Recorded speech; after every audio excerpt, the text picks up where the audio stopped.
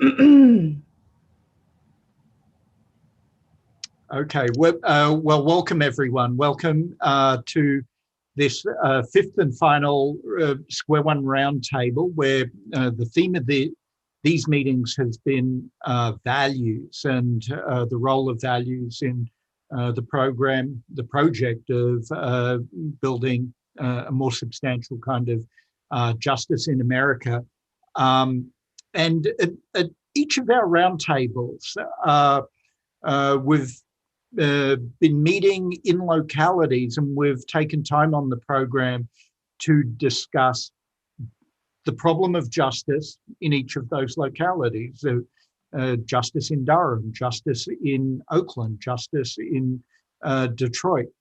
And today we're turning the focus of Square One on New York City, and this is a discussion of the challenge of justice in New York, and I think it's an extraordinary way to conclude the Square One convenings, because in so many ways New York City has been on the cutting edge of justice reform in the nation, but it's also presented some of the most serious challenges. And we've got an absolutely dynamite group of people around the table to discuss justice in New York. We'll introduce them in due course as we ask them to quickly reflect on this, but that will happen shortly. And so now I'm going to hand it over to my good friend and colleague, Jeremy Travis, who's going to provide an overview of the issue of justice in New York City. Jeremy.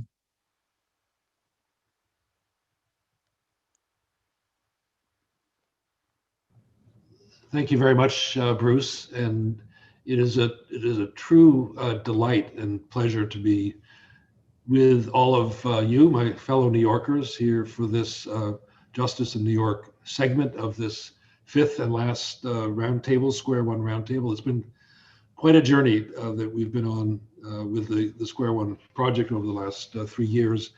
And we've learned a tremendous amount from these sessions as we've held them in Durham and Oakland and Detroit and virtually in Austin. And then to come back here for this session on justice in New York. My purpose at the outset of this is to just tell, particularly people who are outside of New York, who are watching this on live stream or on YouTube or on our platform, just a bit of the sort of the biggest picture, some of the big strokes as to what's been going on in New York. And I do this not to assume any sort of special expertise on this, but just to succinctly say that New York is at a really interesting place in the way that we think about the criminal justice system and the way it's been operating and the ways in which it's changed in fundamental ways over the past years. So I'm just going to list some ways that come to mind when I think about the changes in New York. Certainly we have to talk about the Close Rikers campaign. So the idea that there's now a commitment by our city to close Rikers, which has accurately been described as a sort of a torture chamber on an island off in the East River, and to build new, smaller local jails. That's a monumental accomplishment with much credit to the people who led the Close Rikers campaign. But that's also made possible by the fact that there's been this just stunning decline in the pretrial detention population in New York. If you know my history, I've been in New York criminal justice for a long time, and there was a time when there were 22,000 people held in pretrial detention in our city. And now, depending on the day that you're asking, the number is in the 4,000, 5,000 range, and is intended to go down even further. And as Vinny Schiraldi likes to say, we are at European rates of pretrial detention. That in turn reflects a lot of activism, a lot of work by city actors, a lot of work by legislators who passed bail reform, but that is a stunning reality in our city. I'd go a little bit further back in our history and raise up the Close to Home initiative, which resulted in the significant decline in a number of our young people who are being held in secure facilities and brought, as the title says, close to home. This is another part of a larger national effort to reduce juvenile prisons and detention facilities, but the New York version is also stunning. Very small numbers of young people being held that way when it used to be hundreds of thousands. Another big change in our city, again, with a tribute to community activism and legal activism around this, is the end of the era of stop and frisk. It used to be that there were every year 600,000 or 700,000 individual stops, mostly of young people of color, by the police. That was challenged in the court, challenged by activists for many years, and brought to the point where that phenomenon has dropped by 95% or so. A significant change in the daily interaction between police and the residents of this city. Likewise, a big decline in misdemeanor arrests. Likewise, a big decline in the use of the criminal summonses, which is sort of a New York phenomenon, but we would give summonses with criminal penalties attached to them for very minor offenses.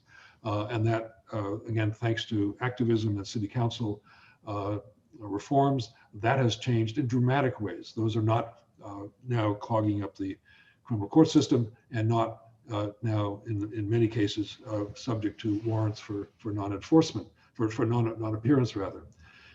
Another big change that one is still in a work in progress status, thanks to, we'll hear from Eric Cumberbatch later, and to Liz Glazer, but the mayor's office of criminal justice created a separate office within that office to use community capacity, to fund community capacity and people doing violence interruption work and street organizing work as part of our response to crime and violence in the city. They also played a major role in helping the city through the pandemic. So big changes in our city. Some of the people that we'll hear from today have been the architects of those changes. Gladys Carrion was the leading advocate for the Close to Home initiative when she works for the state, and she gets credit for making that possible. But at the same time, we are, as Bruce Weston likes to use this phrase, we are on the knife's edge. This is not easy, and it's not necessarily is not sustainable on its own terms. There's been a lot of resistance. There's been a lot of resistance, most recently to bail reform, and we saw that from law enforcement. We saw that from editorial boards and elected officials. There's now questioning of the closed Rikers decision by the city as coming up in the mayoral campaign where people running for office, some saying, well, I don't think that's a good way to spend money. As we've seen rates of violence go up in the city, not all crime, but rates of violence have gone up. And that's raising questions about some of the reforms overall, the reduction in pretrial detention, bail reform, and the decisions by some prosecutors not to enforce some low-level offenses. We've had at the same time legalization of marijuana in New York, which is not without its controversy. So we are meeting today at a time when a lot of the reforms, the progress made in New York is on the knife's edge. Where are we going in the future? So that's the purpose of Justice in New York, and hear from some of our colleagues who do this work and have been at the forefront of these reforms to see what it looks like to have a forward-looking vision for the city, recognizing that there's a lot of progress been made and a lot of work still to be done.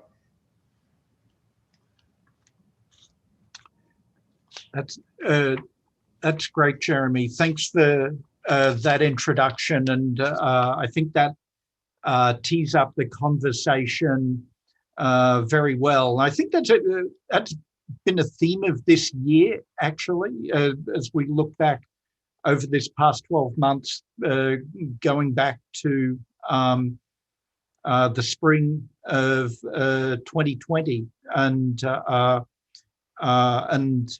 summer that we remember well, with the murder of George Floyd and the protests that followed. Are we in a period of progress or retrenchment? What are we feeling optimistic or pessimistic about the project of justice? And so that's the question I want to pose to the New Yorkers at the table. So what I'd like you to do, I'm going to call on people in alphabetical order, and I'd ask you to introduce yourself and share with us, just in 60 seconds, a response to this question. Are you feeling optimistic about the project of justice in New York City, or pessimistic, and why? So that's the brief. And I'll begin with Beverly. I'll go through in alphabetical order by first name. Beverly? Hey, good afternoon. I'm Beverly Tillery. My pronouns are she and her. And I'm the executive director of the New York City Anti-Violence Project, where we work to address and end all forms of violence that impact the LGBTQ and HIV-affected communities. And I'm always optimistic, because if I wasn't, I wouldn't be able to do this work. So first, I will start there. All of the things that Jeremy mentioned are real, concrete reforms and changes that are happening that we have to celebrate. And so much of the time, we don't celebrate the wins that we have and the successes that we have. And at the same time, I'm cautious, and I'm also worried. We just ended a year in which violence of trans and gender nonconforming people across the country was through the roof. And that included homicides here in New York City, particularly of Black trans women. As Jeremy said, we saw really positive efforts towards bail reform in New York City, thwarted last year by really a false narrative about how people were not going to be safe if we let people out on the street. I think that we have a different conversation that's happening, and there are more people engaged in the conversation, which is thrilling, but we still need to keep widening the net. Ultimately, I think we have to get to violence prevention. And what does that look like? What does it mean? And how do we create a culture and systems in our society where people have real safety nets and support that they need, and that we're not relying on policing as a way to create safety for people. That's great. That's great. Danielle, good to see you. I was hoping you meant alphabetical order by last name. It's so great to see you all. And I mean, I'm deeply optimistic. I think a lot about Miriam Kaba, who's like, do you honestly think I would work this hard if I didn't think we would win? Like if I didn't think we would win, I would do something very different with my life. I believe very deeply in the things we're fighting for and those of us fighting for them. And so continue like a depth of optimism that is not the kind of thing that's rooted in like a Biden win, for example. And I would say, I think in terms of the real transformation of safety, the end of mass incarceration, I feel like there are two really central questions that we keep asking and answering over and over again whenever these conversations come up. And I try and pay a lot of attention to how we're answering them. And the first is whether or not we will compromise on telling the truth about the role race plays and has always played in these systems. As like right-left partnerships and bipartisan this and that and other kinds of things come up, very often there's a lot of consensus on, some certain policy direction, so long as we can remain silent about the question of race. And it is my belief we will never achieve the transformative change that is necessary if we are all to survive without speaking the truth about the centrality of race and racism in our culture, in our criminal justice system, in our history, in our practice. And I do feel in this past year, very hopeful about the portion of people who have felt that they could stop making that compromise and still win the things they needed to win. I think the centrality of race in so many of our conversations, the boldness of those conversations, testifies not just to individual people's decision-making or awakening, but rather to people's judgment that the collective can bear that honesty and they won't lose everything as a result. And that makes me enormously hopeful because I do think it's a prerequisite for the survival of our democracy. And then I think the other central question that always comes up in this is, do we really mean we believe that everyone can be a dignified, meaningful contributor to our society, or do we mean almost everyone? And I think there is a version that shows up, whether you think about it as precision policing or targeted deterrence or whatever those are, the strategies that talk about accurately that the people who cause serious violence are a small portion of the total number of people, but how we relate to the people who cause the most serious harm in our community, in our ethics, in our values, in our practice, in our sentencing, in all of it, I think is still very much an open question.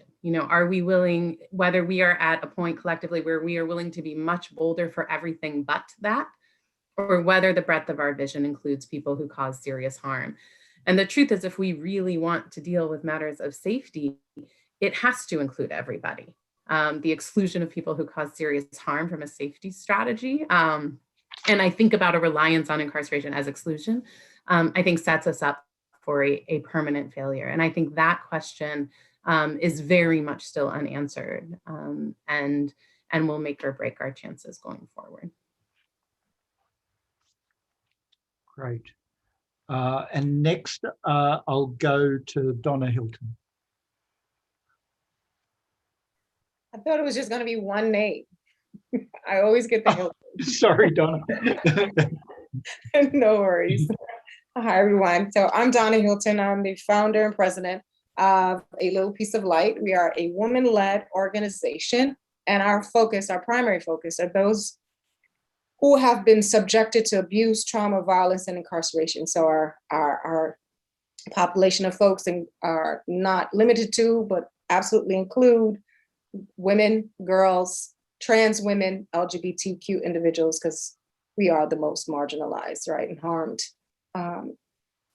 So I agree with Beverly. I wouldn't be doing this work if I wasn't optimistic.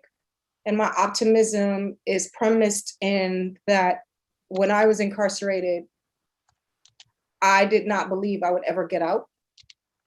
But there's something that I held on to. I kept hope, right? You keep the hope alive, you hold on to something. And so I hold on to it today, doing this work out here. And I see that we've made many strides. We have. And I think we should acknowledge that and feel good about that. But we do have further to go. Unfortunately, to Danielle's point, racism is what is the biggest monster that we have to fight. Majority of what we go through is premised in racism, right? The most impacted people are Black and brown people. Our prisons and jails are filled with Black and brown people. All our issues are, rooted in poverty, and the poverty that is premised in racism. Harm, racism. So we do have to be very clear with that. So I feel like we have a lot more to go, but one of my greatest concerns is in this moment, what we're all collectively going through, this collective trauma, that we who are doing this work really understand how important and necessary it is for us to come together, put away our own differences, because we're all facing the same common enemy. but we have the same common goal. And so that is my biggest, I wouldn't say hurdle, but that's my biggest focus right now, to make sure we as a movement, as a collective of people doing this work and understanding that there's more work to be done. We've made some strides, yes, but there's more work to be done, that we understand and come together in this moment, because it's going to take the unity of us all to move us forward. Someone told me that when I was learning this organizing work, that organized people will always beat organized power any day. And like we see that, that's what's happening. That's what's going on. People are showing up and they're standing up and they're speaking out and they're saying enough. So we need to do that more. And we need to do it as a collective of people in this work. We can no longer have this argument or the separation of nonviolent and violent and all these other things, to your point, Danielle.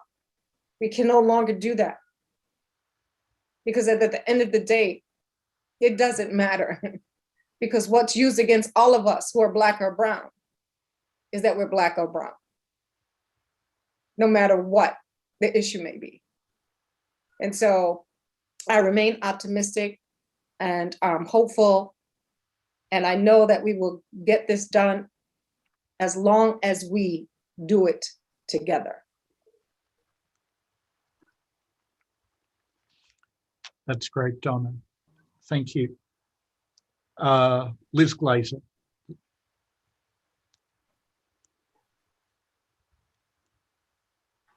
You're muted, Liz.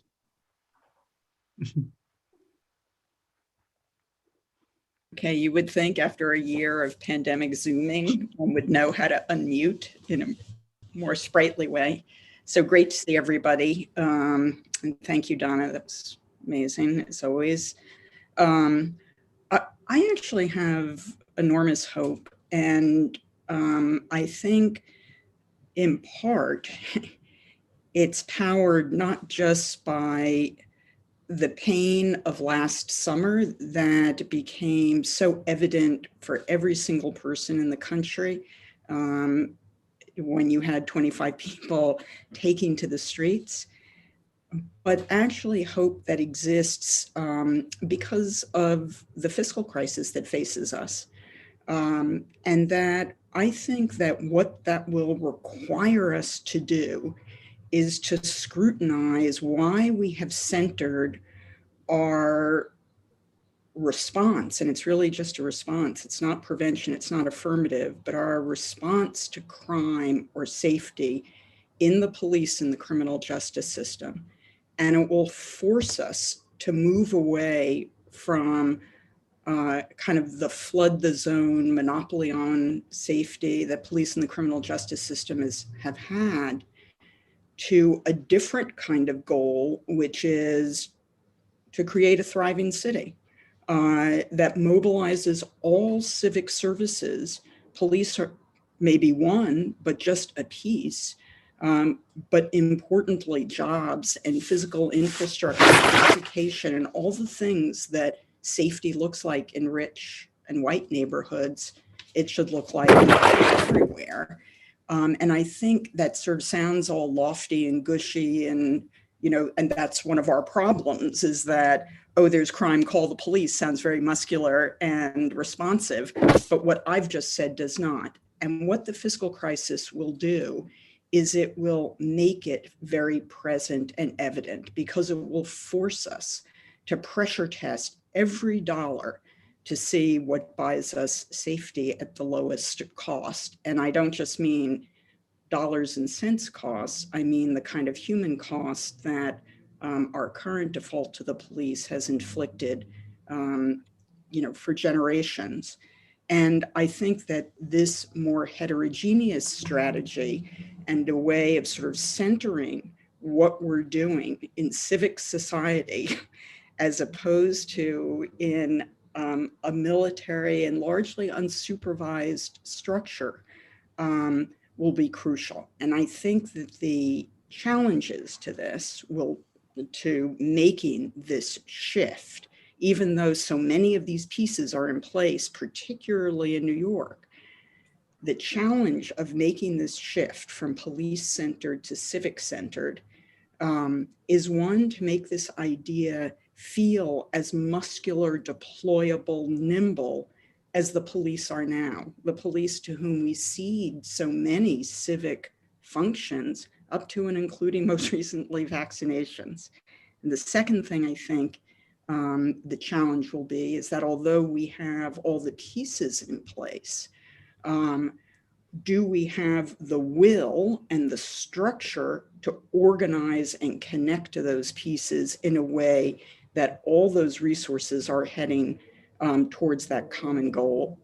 And I think the third challenge that we have is that we must address the violence issue because violence will reinforce that instinct to default to the police, to default to that monopoly on safety. And we have to be able to show that, in fact, this other approach, of which police, I think, play a role. I know some of my colleagues disagree, but I do think police play a role. But that this other approach is a more democratic, a more affirmative way to secure our safety and to kind of ignite a kind of virtuous cycle of social interaction that will iteratively shrink the justice system.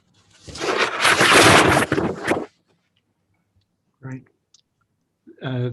Thank you, Liz. And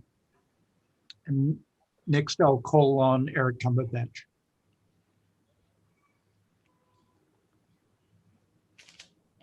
Hey, peace. Good afternoon, everyone. Great to see you all. Eric Cumberbatch, Deputy Director, Mayor's Office of Criminal Justice, and I lead the Office of Neighborhood Safety with two great partners, Renita Francois and Jessica Mofield. To the question, I'm eternally optimistic and forever grateful, but my optimism isn't blind. I see, experience, and feel hurt and pain in this space. And I think too often we're carrying wounds that are consistently reopened. So that's how I exist and enter into the space at this moment. I'm stay optimistic and stay focused because I'm really leading efforts that empower community groups, individuals, to really define, describe, and ultimately implement what justice looks like through their lens within their communities. I really think that, our approach is to lift up the brilliance, a lot of the just greatness that exists in communities that have been overlooked, that have not been elevated, and purposely designed to promote failure and to promote adverse outcomes. So seeing community and lifting up the organizations and individuals that I'm invested in beyond fiscal resources, seeing that happen in real time and being part of that movement really continues to fuel my optimism. And I see right now the younger generation that is coming up as being really socially active, just justice warriors, and really focused on creating change from within and not the reliance of government or any of these other structures that have ultimately created harmful conditions that we've experienced and we've grown through. So that's where I am, and ultimately I'm grateful for the opportunity to share and learn alongside everyone that's on this panel. Thank you. That's great, Eric.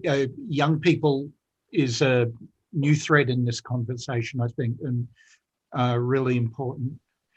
Eric Gonzalez. Good afternoon, colleagues, and nice to see many of you. I've missed you over the past year and hope to see you all soon in person. You know, for the first time in over 20 years in law enforcement, and I am the Brooklyn District Attorney elected in 2017, but having served in the DA's office for over 20 years, it's the first time on the ground that I'm seriously hearing conversations from ordinary New Yorkers discussing structural racism in our criminal justice system, talking about inequities in policing systems. And much of this was laid bare, I think, during the COVID pandemic, where people saw how poverty and race were all interconnected in who got sick and who died and who lacked services. And when violence spiked in Brooklyn and throughout the city, which neighborhoods suffered. And so I think I'm optimistic that these conversations are genuine. These are things that are heartfelt.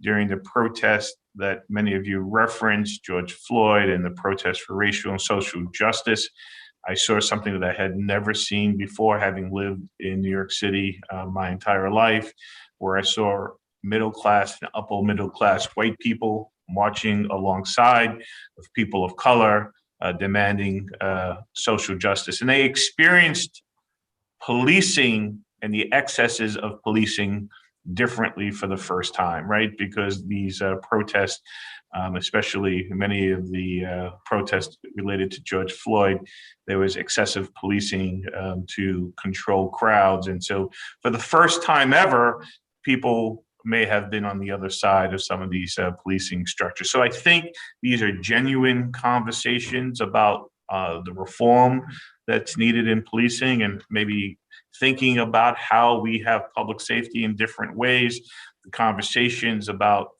transferring resources away from the policing systems into community-based organizations and resources. I think all of that is legitimate.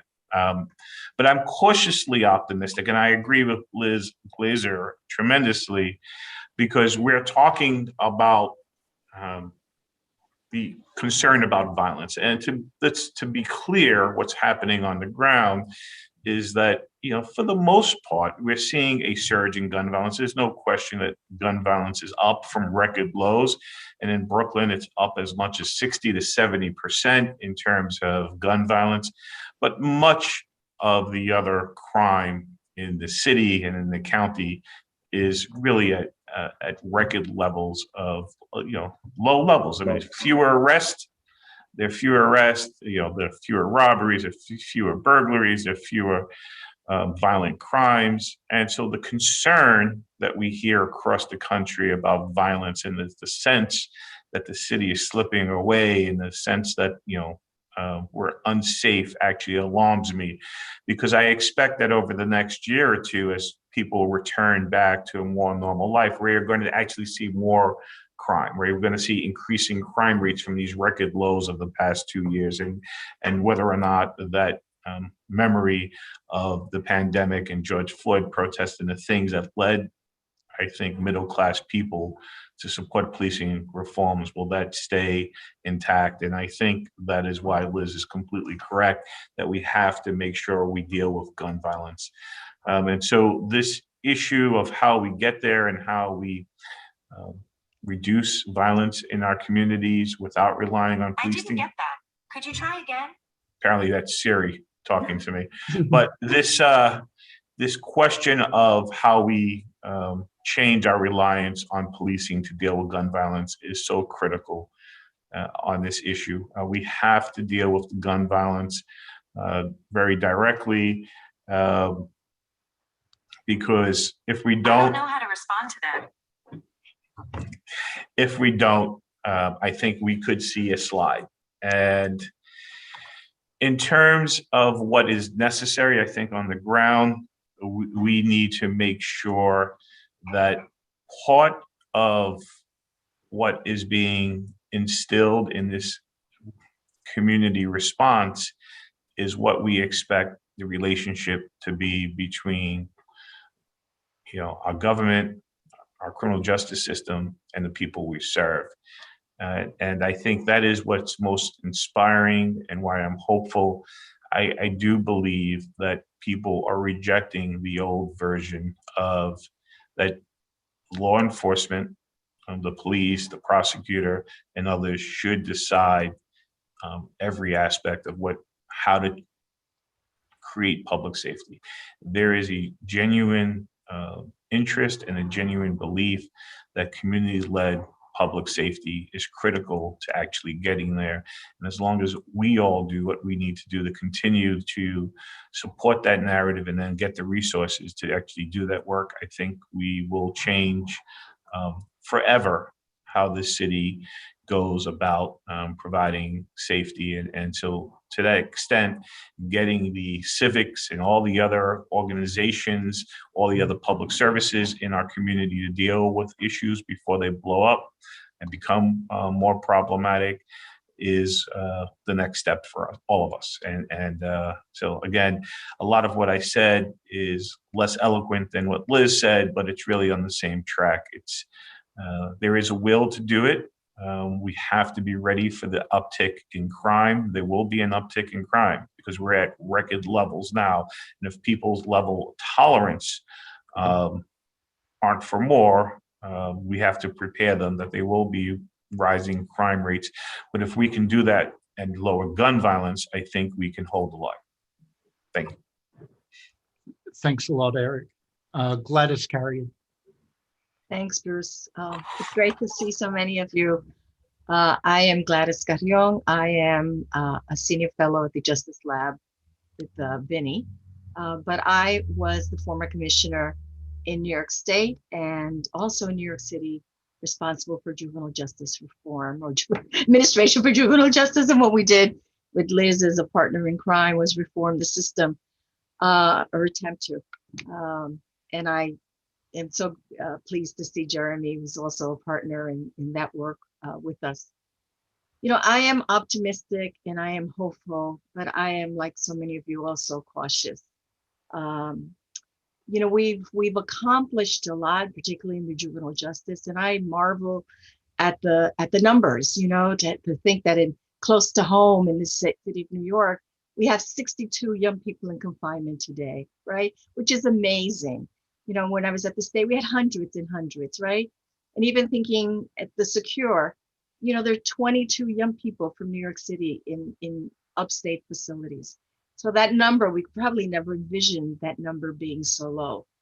But what concerns me and what I think a lot about is that we don't become complacent with the success that we've had. And also, you know, and I've had lots of opportunity to reflect that so much of the work that I did and did in partnership with many of you, while really important and transformative in the lives of young people, it wasn't enough, and it's not enough. And when I look back at the numbers, the system remains as many facilities as we've closed, as many programs we implemented, almost exclusively of Black and brown children, because that's who we continue to incarcerate in this country and in this city. And that really concerns me. And so for me now, as I look back at this work and this vantage point, we've engaged in doing harm reduction, and that's really important. I mean, it is. But for me, we should really view it as an interim step, that we need to really transform these systems, that we need to dismantle them as we know them, because they're not promoting the well-being of young people. It's just not the solution. And when I think about, you know, Liz alluded to this, there is and continues to be a juvenile justice system that addresses the needs of white children.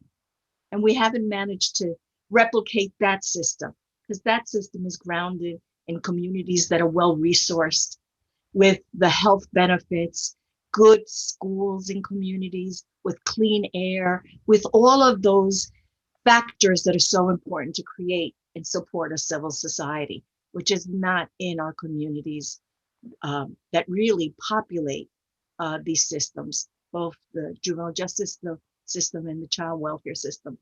So I think we have to be bolder, and we need to have a great sense of urgency in making the change and understanding why it's so necessary, because we continue to capture in these systems just Black and brown children.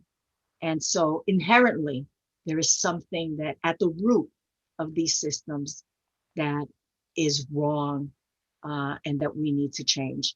So doing what we're doing, what we continue to do, even with very well intentioned, isn't working for our children. And so we need to do something differently. And we need to do it at a bigger scale and be bolder and more strategic. But what gives me what gives me hope is the fact that there's so many voices now in this space calling for this transformational change. It's all in there. Thanks, Gladys. Jeremy Travis. Thanks, Bruce. It's hard to follow all of these observations because they're so thought-provoking and so eloquent. But let me try my best to answer the question. So, like many of you, I'm a born optimist. Can't imagine being in the world any other way. And as all of you have said, many of you have said, we couldn't do this work unless we were optimistic and held out hope for that things could be better. But I would like to think I'm a clear-eyed optimist in the sense that I recognize the very steep hill that we still have to climb, notwithstanding the progress here in New York. And these obstacles have been with us for a long time. Bruce and I just published an essay where we defined the era of punitive excess as being basically the last 50 years when incarceration rates started to go up and the politics of tough on crime took hold, and we started to think that we could both police and imprison our way out of a crime problem. But the history, as many have alluded to, is much longer than that, and we still struggle in the shadow of the legacy and the current application of white supremacy. So the obstacles are pretty formidable. But I am optimistic in part because of reasons that other colleagues have alluded to here. One is just the history of change in New York has to give you some reason to believe that change is possible. And just having worked in New York on these issues for a long time, I feel that just acutely, and very grateful to everyone on the screen who's helped contribute to that. But also the history of the last year, where we saw the outpouring of protests in our streets, New York and elsewhere, following the murder of George Floyd, and the strong recognition of the need to deal with issues of race and the intersection between racism and the criminal justice system, and that has become, and I hope this is sustainable, part of our discourse as we go forward. And I would also add to those who place a lot of hope in the next generation. I do too, having been at John Jay for many years. There's nothing as energizing as being in touch with young people about what their hopes are for their future and the ways in which criminal justice has become a central mission for their energy and their activism, along with climate change, along with working on income inequality. Right up there is justice reform. So that's very encouraging. I do want to make a special plea here for a widening of our lens to think about mass incarceration. Hasn't been mentioned explicitly. Danielle did a bit in talking about the use of prison. Some of you have alluded to this, but I think we have still failed to focus on an agenda for what it would take in New York to significantly reduce, maybe abolish, I can't quite go there, but at least significantly reduce the number of people in prison. And I pay tribute again to Gladys Carrion for asking some of us to come together with a plan to reduce the juvenile population of those in youth detention facilities. And the numbers are just staggering. I always ask myself, why can't we do that with adult systems? Why can't we have a politics that when we support people for assembly or state senate, we ask them to commit to a number, commit to 50%. Yeah, it used to be the cut by 50. I mean, that to me is far too modest. And when you look at where we've come from in terms of the use of prisons in our state to where we are now, I hold no celebration for the fact that the prison population has gone down double digits. That's not cause for hallelujah. That's like, we still have so many people in prison who are there for such a long time. And when we saw what COVID laid bare was the elderly in prison, those who are disabled in prison, those who are unhealthy in prison. But that's the tip of a big iceberg, which is we use prison far too much. And a true next step in this movement, for my taste, would be a rallying around an explicit campaign to reduce the prison population in the near term. And we can do that. I'm not talking about forward looking, I'm talking about people who are in prison now getting out. And there are ways that prosecutors can do that. There are ways that legislators can do that. There are ways that governors can do that. But in order to get closer to a vision of justice, we have to do for the adults what we were able to do for the young people, and bring them close to home and keep them close to home, and not use prison as our last resort. Great. Thanks, Jeremy. Nadia Lopez. Good afternoon, everyone. And thank you for the invitation to be a part of this conversation. I'm the founder of Mott Hall Bridges Academy, a STEM-focused school in the Brownsville section of Brooklyn. And so this conversation is really important to me because I don't come from, let's say, the formalized criminal justice background, but my work in education is aligned to the work that many of you are doing. I'm cautiously optimistic. You know, when I opened a school, I said I opened a school to close a prison, and I was intentional about that. I understood that I had to redefine my role as a principal and not see myself as someone who was just going to be in a school building, in an office, and complying to all of the mandates of the Department of Education. I knew that I was serving as a community leader. I knew that I had to understand the people that I was serving within that community. And so that meant knowing that, as Donna had spoken about, Black and Brown, people who have been marginalized, and the impact of poverty. What does that look like? Where does that stem from? Who's responsible for it? Who else knows about it? Why haven't we done anything differently? What needs to happen? Because as long as I'm still here as a principal in a school, what am I doing to change the landscape and the future for these children who only know prison or the conversation about death as a form of being and living on this earth? And so I had to take a holistic approach to that. And I had to understand that there are parallels to the criminal justice system that's embedded in our education system. There are conversations that are not happening. There is an expectation that we're supposed to live in a silo, and that's not correct. Right now, the despair that's in Brownsville is palpable. We are one of 5 communities that has the vast majority of our residents who are in the New York State prison system. And so knowing that, you have the high crime that's happening because people feel unseen. There's trauma in the community.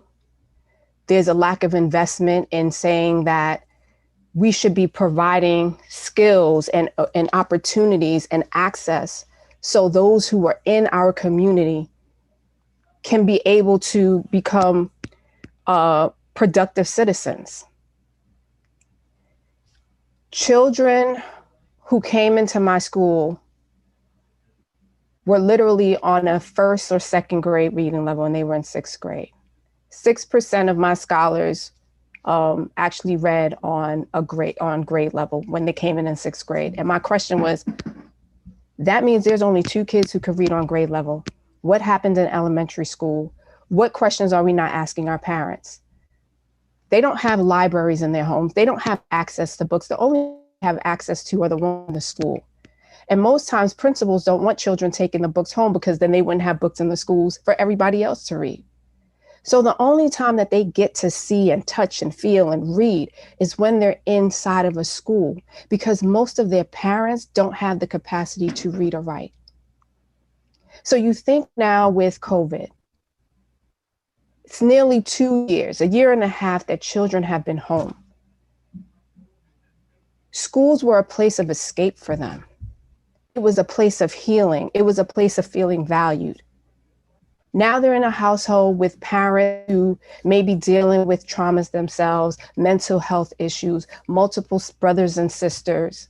They have no form of escape. And then when they were going outside, the police was policing them and telling them they needed to go back inside of their household and creating more trauma. So those children, when Eric spoke about the fact that there will be an increase in violence, I think about those children because they're going to go into high school not having the skills to succeed. They're going to schools where there's so much turnover right now because of the way teachers and principals have been treated throughout the whole pandemic.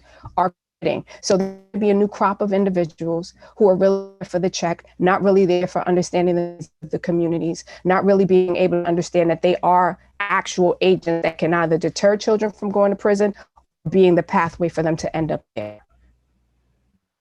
This is a concern. And so I'm cautious about being optimistic because as long as there's not a conversation about how the school system has to be in partnership with those who are doing the social justice and criminal reform, we're going to see this divide. And we're going to see many of our families, generations, who are going to be destroyed by this very moment. So, you know, everyone on this call, I'm listening and I've been taking my notes to what everyone is saying because I know the value of what it means to show up. And I'm going to say many of my colleagues, they don't have the capacity. They simply just don't understand their roles and responsibilities because in the Department of Education, you have to get this data together. You got to make sure that you have kids on proficiency, but it's virtually impossible when you've taken away our money and you don't provide professional development. And so I've had to partner with individuals like Ken Montgomery and Keith White, who are my brothers from the Brooklyn Combine, who provide mentorships for my scholars since the time I opened the school. I've had relationships with Marlon Peterson from the time he was incarcerated and started a letter writing program since 2004 when I was just a teacher and continued that on. And when he was released from prison, he became a mentor to my scholars. I went to school with Topeka Salmon High School, so I know her story. I knew Topeka before incarceration, and I know the person she is, and it was important to share with our girls that you can be incarcerated as well, but creating opportunities for our scholars to hear her story so that they can know that there's other opportunities in life for them. And then partnering with individuals like Thomas Edwards of the Circles of Support in terms of getting the funding that was needed in order to provide our scholars with financial literacy and entrepreneurship so that we can disrupt generational poverty. Because the reality is the reason why there's so much violence is because people feel like they have nothing. And so the reimagining is also how do we redefine how we show up? How do we redefine what the expectations will be for these communities and those who are serving in the communities and getting funding? How are they actually engaging those who need to experience hope and not feel helpless and the despair? So thank you. Thanks, Nadia. Rashawn Johnson. Thank you. Thank you for the invitation to be a part of this discussion. My name is Rashawn Johnson. I'm the program manager for Save Our Streets, that's SOS. It's a community-based organization that is under the Center for Court Innovation. Our primary mission is to reduce gun violence in the community. So we spoke about violence interrupters and outreach workers earlier. That's one of the programs that I'm actually the program manager for. To the question, I think of Viktor Frankl, his book, Man's Search for Meaning, and the thing about tragic optimism. So yes, I am hopeful, but I do know that we are living in a time where life and death are permitted to coexist, where suffering is permitted to exist. Working with violence interrupters and being out there in the streets to interrupt violence Every day we see gun violence. Every day we see people hurting each other, and we interrupt it as best as we can while also trying to remain hopeful that we'll change it. The very shirts that the workers wear, "Stop shooting, start living." It says, put the guns down, stop shooting each other, but also find ways in which we can live and coexist together. Just last night, I was on a webinar about community organizing, and it was about maybe 20 minutes into the webinar, one of the workers texted me and said, we had a shooting in the community. So even while having that discussion, there's still things happening in our community. But I think about the leadership when I think about how optimistic should I be. I think about the leadership, I think about the times that we are in. Seeing violence at our, Capitol and the U.S. Capitol. We've seen that there was leadership there that kind of perpetuated some of the violence. And so when we go out there and we attempt to speak to young people about building community, about resolving conflict and being basically just loving and caring towards each other, those are examples that they point to. They question that leadership. They question the area in which the country has gone or where it's going.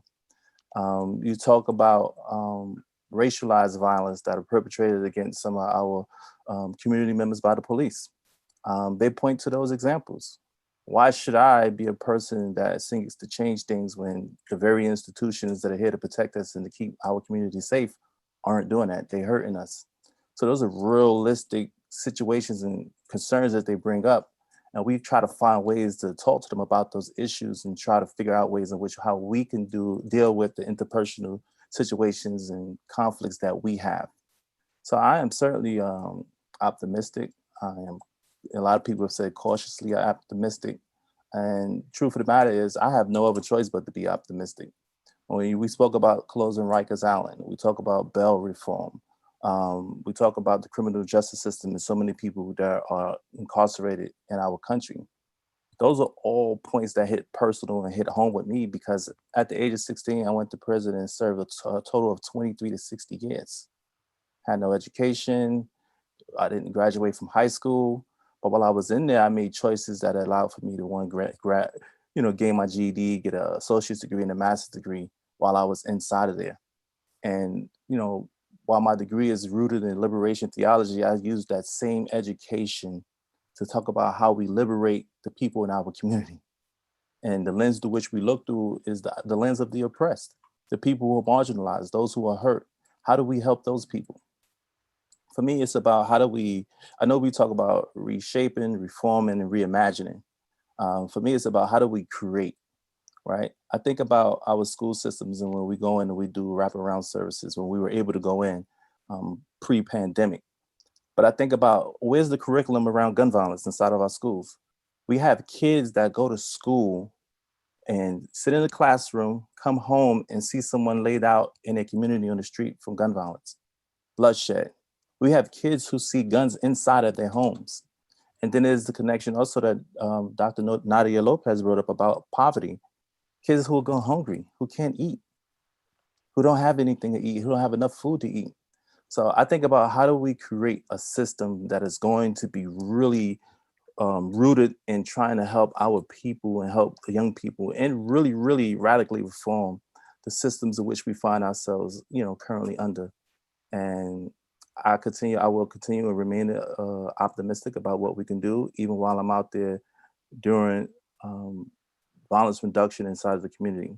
Like right after this call, I'm going to Albany houses in Brooklyn because there was a shooting over there, that shooting last night, to engage the community. That's something that we do constantly, and certainly we need help. We need more resources. And I think definitely Eric Cumberbatch and the Office to Prevent Gun Violence and Mock J for being able to provide those resources and to assist us in doing this community work. And we will continue to do that.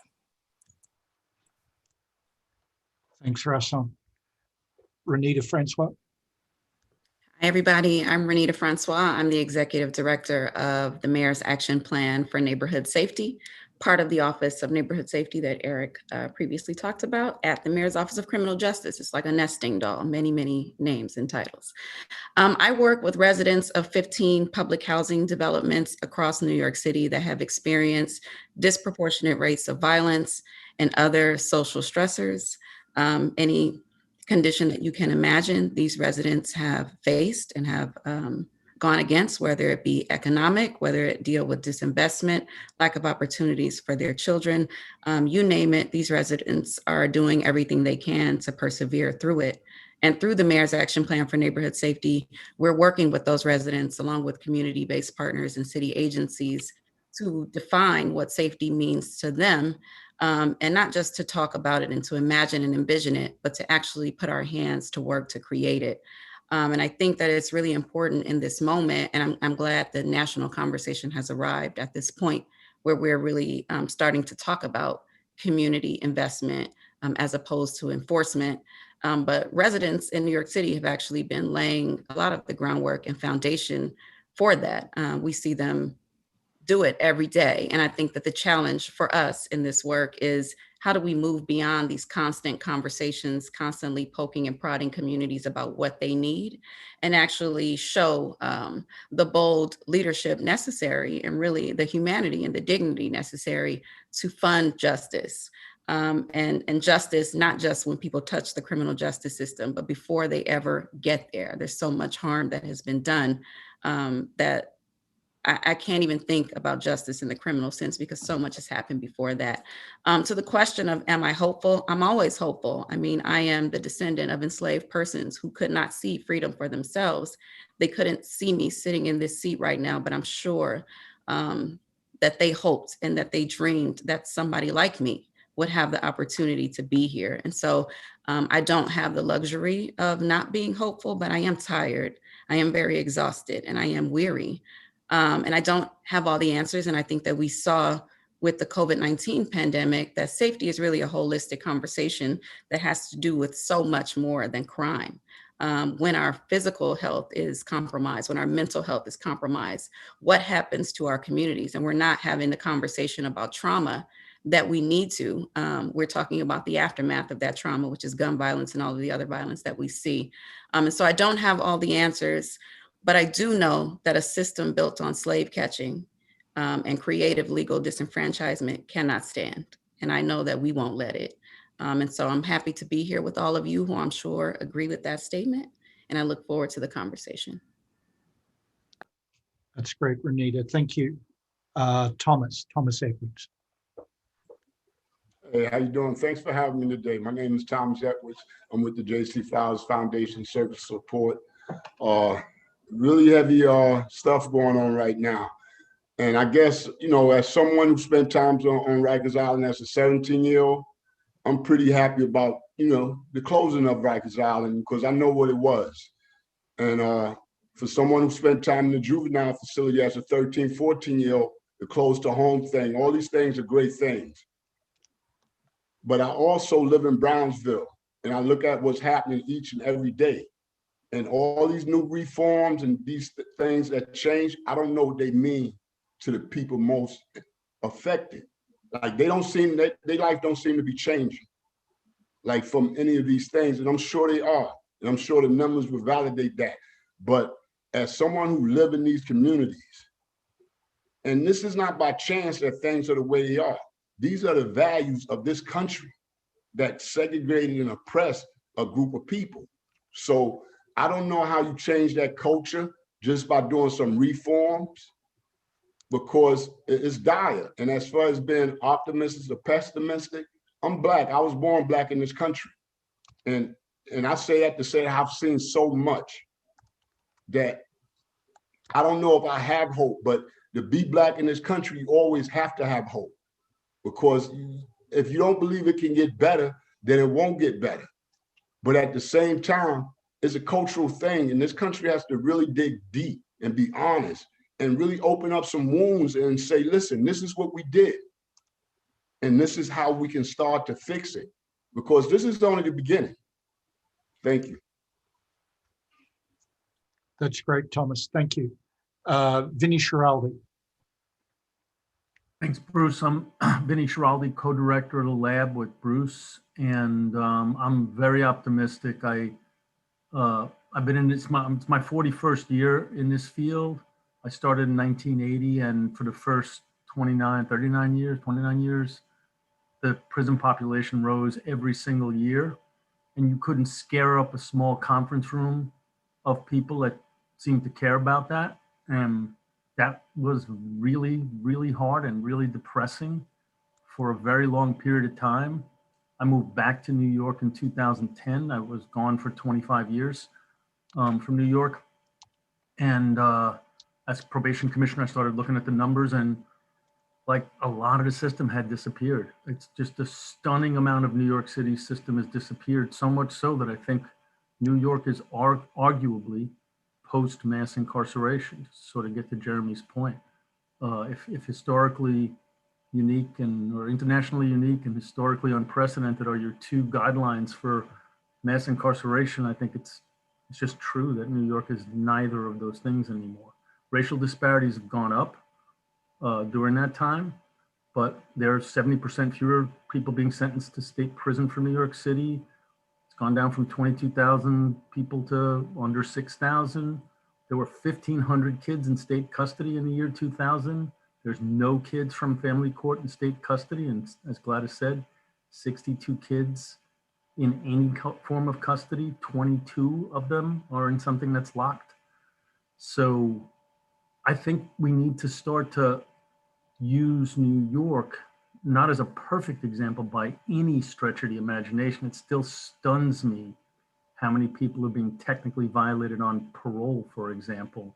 I called the statisticians at Rikers 5 times last year, and there wasn't one single person any of those times in for a technical probation violation, while 1 out of 7 people were in Rikers for a technical state parole violation. So there's still plenty of stuff to not be happy about and to be depressed about. But I actually think, I'm glad we're having this conversation, because I think like New York might be an example of what the end of mass incarceration looks like in its imperfect way. And I think that that's something that other jurisdictions should kick the tires on, because all this has happened with a pre-pandemic stunning decline in crime. And I witnessed that firsthand. I mean, the year before I left New York, my apartment got burglarized twice, my car got broken into, and my landlord's son killed his girlfriend in the basement.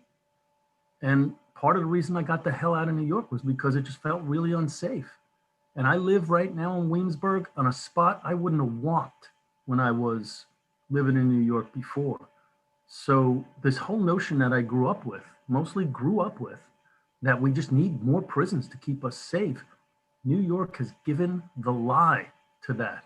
And I just think we need to sort of kick the tires on that and say, not just what can we do more, which is absolutely true and absolutely wonderful, but how the hell did this happen? And how was it so diametrically opposed to what there was a consensus around during the 70s, 80s, and 90s, which is that without more prisons, we would be less safe. Great, Vinny. Thank you very much. And Viviane Nixon, I think, may be our last participant. Thank you, Bruce. You know, there's not much that's been said that I don't agree with. I just want to highlight a few things, not in any particular order. I'm Viviane Nixon, Executive Director of College and Community Fellowship in New York City. And I think the thread that runs through the few comments I have is definitely that the underlying driver of every concern that I've heard still continues to be race. Rikers closing was a huge deal, is a huge deal. It has to happen. If there's any if there's any choice to make between pessimism and optimism, I have to say that I would optimism, but I don't use that word lightly, because I have a lot of doubt. I don't see a lot of evidence that there is enough political will to push back.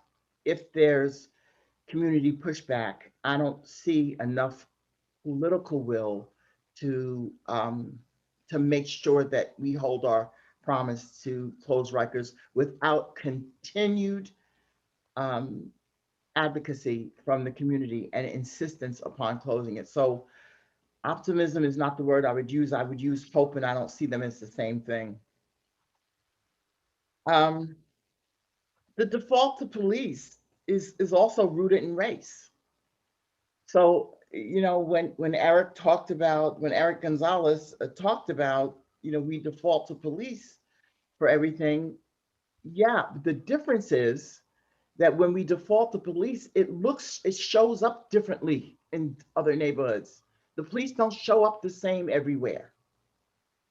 And so no matter how small the policing system is, they're going to show up differently in Brownsville than they show up on Fifth Avenue and 74th Street.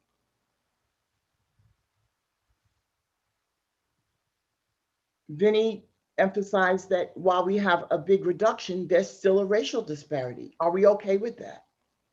The racial disparity points to the fact that there's still a problem. Is my pain any less because there are fewer people suffering the same pain I'm suffering? Danielle talked about us not compromising, those of us who are on the side of really dismantling, doing more than shrinking, doing more than reforming, not tinkering. I can't agree with that either, because without compromise, there will be absolutely no progress. We will be stuck. So we've got to find ways to do the things that we know are really going to change lives at the level of not having food to eat, at the level of living in fear, at the level of not having a school system that has the resources it needs to make sure children get the education they need. We've got to make those kinds of compromises, the compromises that are going to make changes that are long and lasting changes that give people real hope for real opportunity, not pie in the sky dreams about what they could be if they became rich and famous. Incrementalism can work if it is the right kind of change. We need to all work together. Yep, we do, but we don't need to be uniformed. Unity is not uniformity. We all can have a lane that we are really good at. We can have something that we do better than everybody else, or at least as good as. And if we put our feet to the plow, hands to the plow, and do that, whether it's education or employment or helping people reduce violence in their communities, do that to the best of your ability. And we can do that in unity, but it doesn't mean we all have to believe the same. We don't have to have the same foundational beliefs, and we don't all have to act in unison. We have to have a unity of the goal of severely dismantling the criminal justice system. And then I'll just end with the reason I can't use the word optimism. I find it interesting that a lot of people see these changes that have been made, the things that have happened, like closing Rikers and more investments in programming in communities and reducing juvenile justice systems, and can easily say they're optimistic, but that's because most of the people who can be optimistic without qualifying it, and I've paid attention to those who are just straight up optimistic and those who qualified it. Most who qualify it understand how much of a tightrope we are on. And all you have to do is think about January 6th to know that. We are on such a tightrope. The level of entrenchment that is possible is, to me, beyond anything we have imagined in my lifetime or even my mother's lifetime. Because if that element of our society is able to gain complete control, they have legal authority to do just about anything they want with us if we are duly convicted of a crime. And authority to make anything they want to be a crime, a crime. That is serious, that's a serious threat. And it weighs on my mind daily.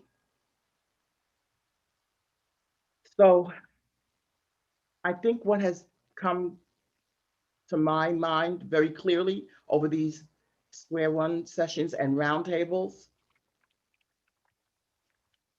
is there needs to be, we can't move forward without acknowledging just how tenuous the lives of Black and brown bodies are still in America. We can't move forward without an agreement to repair the harm that has already been done and a mechanism to stop the harm from continuing, and a complete rejection of any authority that is rooted in white supremacy. And for some people that looks like abolition, for some people that looks like something else. And it has to happen at every level, on the ground, in the mayor's office, the governor's office, the House, the Senate, the White House, in communities, in the academy, in business. It has to happen everywhere. So I'm not optimistic because the evidence does not make me believe we're there, but I am hopeful. And I'm hopeful for the same reason I heard many people say they were hopeful on this call, because my people are not supposed to have survived the torture that they survived for hundreds of years. We should be extinct, but we are still here. And that's why I have hope.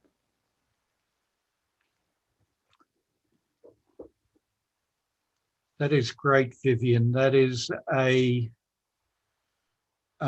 fitting point at which to pause. We may be rejoined at some point by Deanna Hoskins from Jail USA. Deanna had to step away for a moment, but she may rejoin us. We're going to open the floor now to the New York panel. And I want to acknowledge that this conversation is enabled with the support of the J.C. Flowers Foundation. And as I was listening, I've been, something I've been wrestling with as I've been thinking about this panel is that in many ways we can look at a lot of numerical indicators, and we heard a lot about that from you all in the last half hour.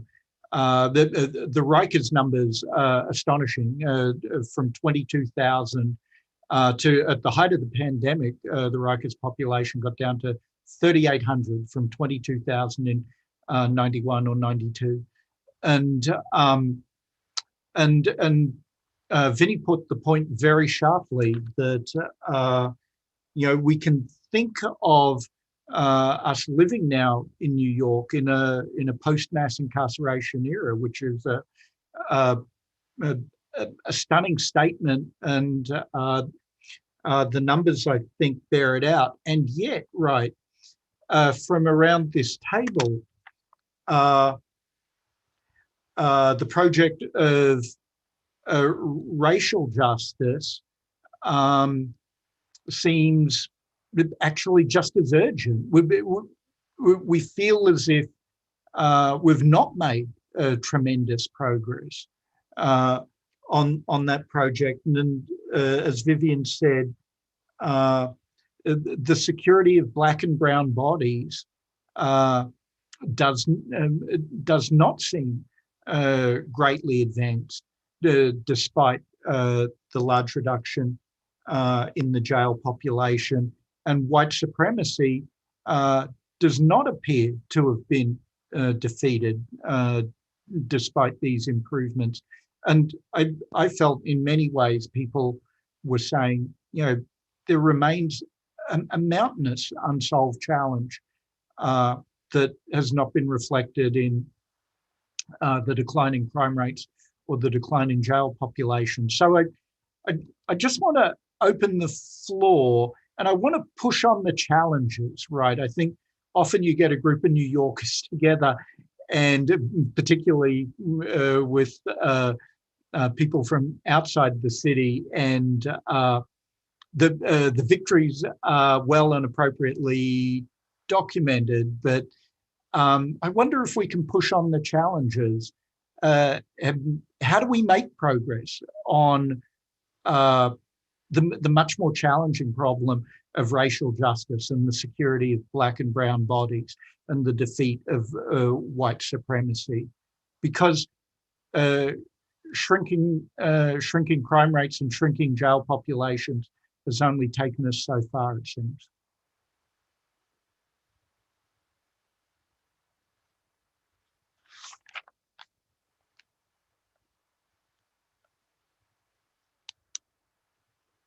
I know this is not a reticent group. I know that from personal experience.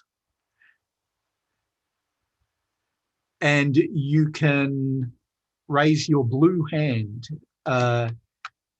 with the reaction button to get in the queue. And for the moment, there's a discussion among the New Yorkers, and we'll open the panel shortly.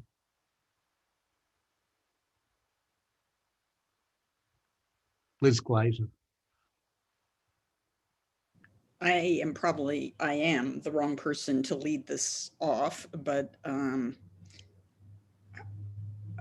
I think as long as we focus on reducing incarceration and the footprint of the criminal justice system as the sole way to improve lives and to right the wrongs of the past, we will continue to miss the mark, because the issue is less, well, I mean, that's surely an issue and that has to be fixed. But the issue is that, and I'm so sorry that the principal who spoke so eloquently about the Brownsville school, I'm sorry, I don't know your name, but wait, Nadia Lopez.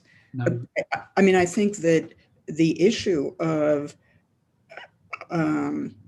not having access to just basic and more than basic resources of good schools and decent housing and well-maintained public spaces, and putting our shoulder to that wheel in a very sort of focused and concentrated way is the way that everyone's life becomes better and the touch of the criminal justice system recedes.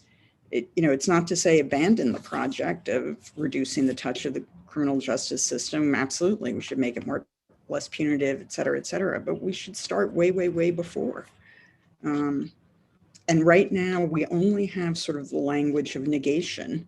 We talk about prevention, we talk about all these other things, but we have to sort of figure out a way to make it as powerful as it actually is to put together the pieces that give people access to the resources that have been denied for centuries. So. That's great, Liz. Beverly. I was hesitating because actually I was surprised by how much the conversation and hearing people's comments was creating a really emotional response for me. And I think that is because of exactly what you said, Bruce, in that, you can look at all of the statistics, but the reality is that this is still a very divided city. And our realities are so different. And there are, for some people, you know, they can walk more safely in the city. And for some people, they do have access to resources that they need and increasing resources. And again, we saw with COVID how that is not the case for so many. And I think until we define our success in terms of the reality, the lived reality of the most marginalized, the most impacted by violence, we will always have this divided conversation about how far we've come. Because there will always be people, hordes of people that we're leaving behind, and we're kind of saying, that's okay, because we've made all these other strides. And so, you know, I think about how do we get to the point where we are no longer debating the humanity of certain people in our society.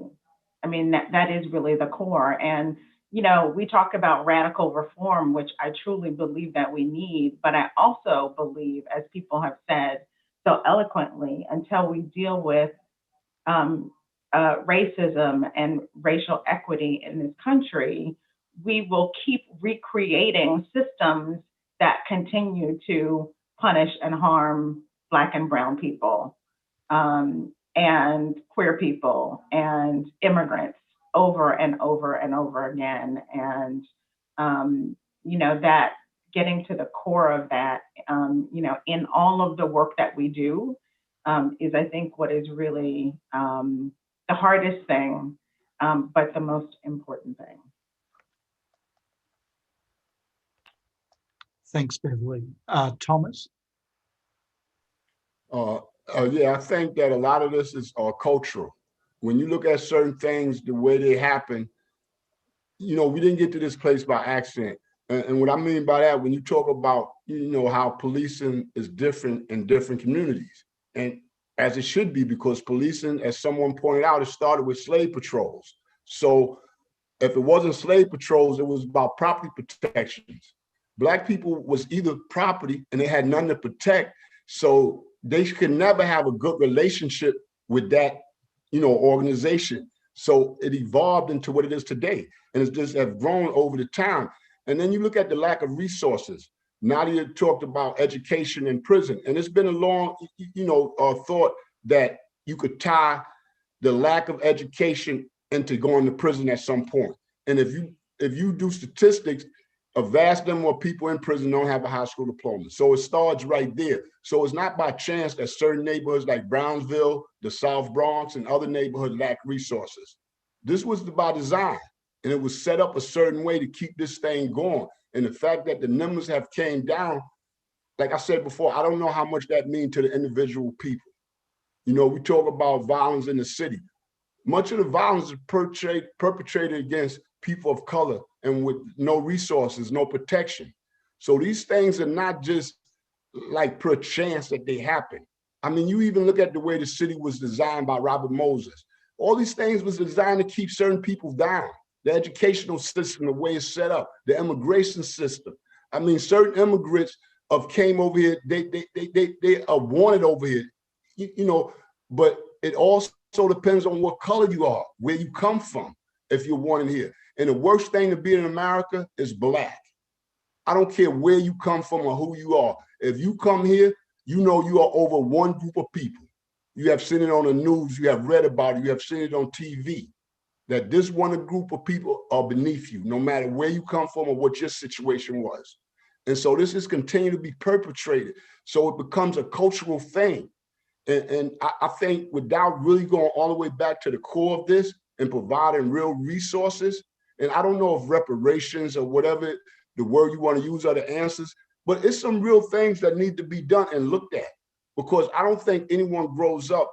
You know, Rasan went to prison at 16. He sat in a courtroom where everybody had a college degree and he didn't have a high school diploma, but somehow that was fair in this society. And what we need to look at is dignity. How do we treat people?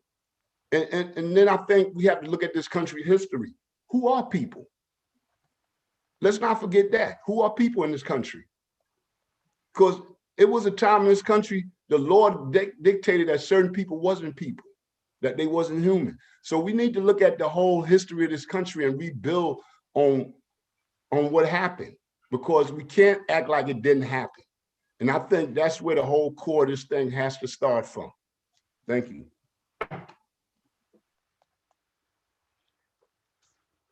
Thanks, Thomas. Donna. Thanks.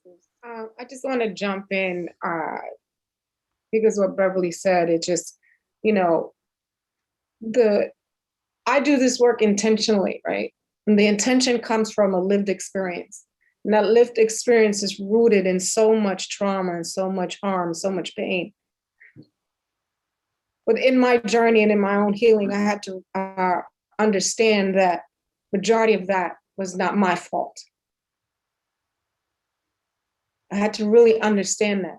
So when I went into the criminal legal system, when I was sent to prison, I met hundreds of other women, young women like myself, who shared very similar stories, journeys as mine.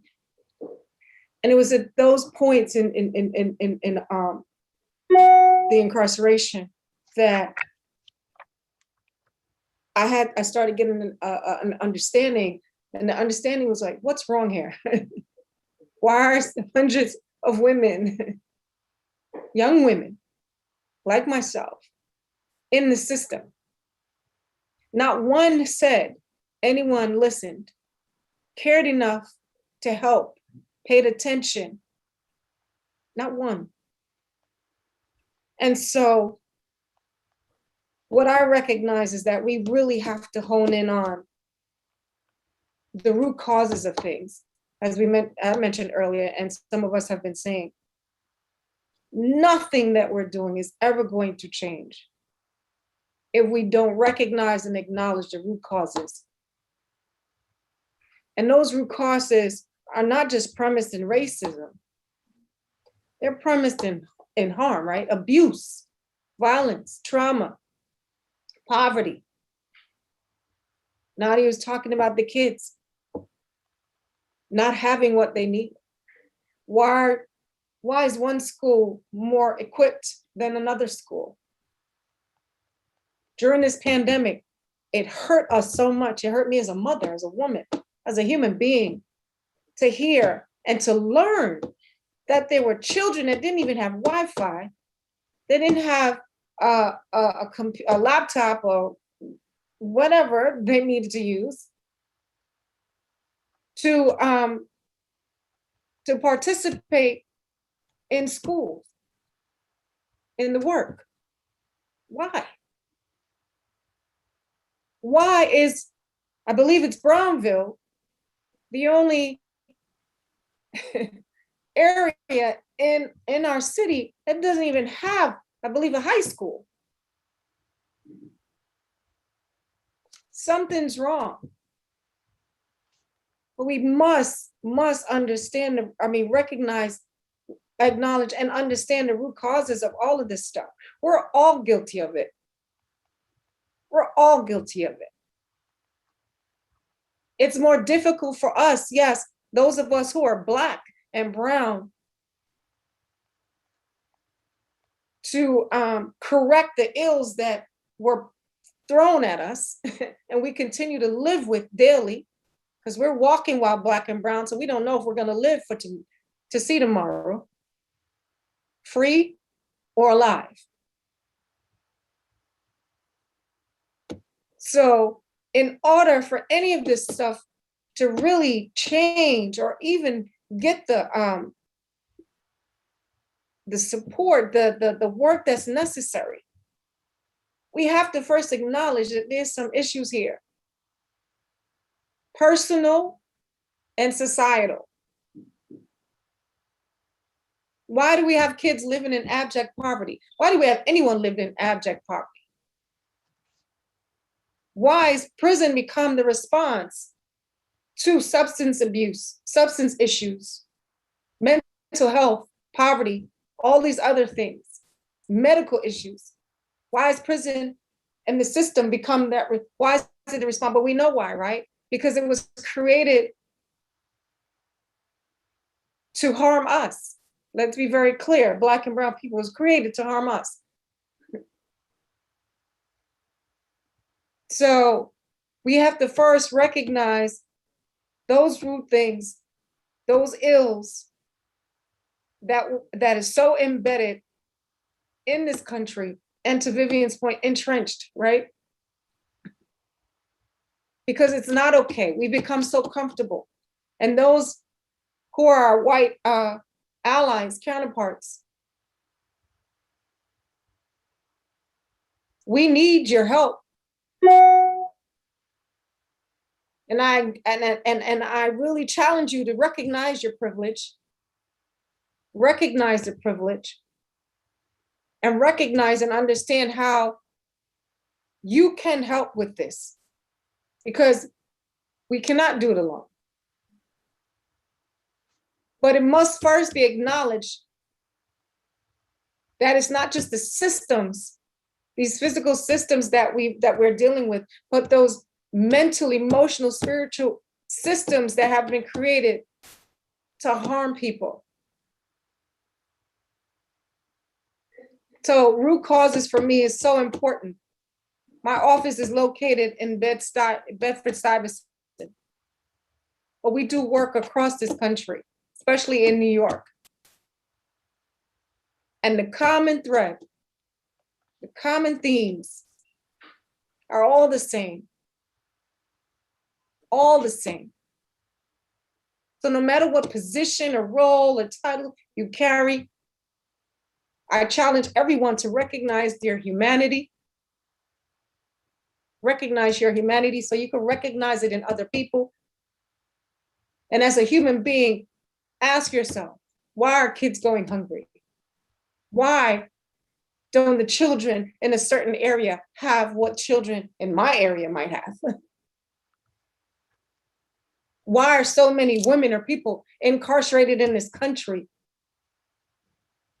And they have the same stories, the same journeys. What's wrong here?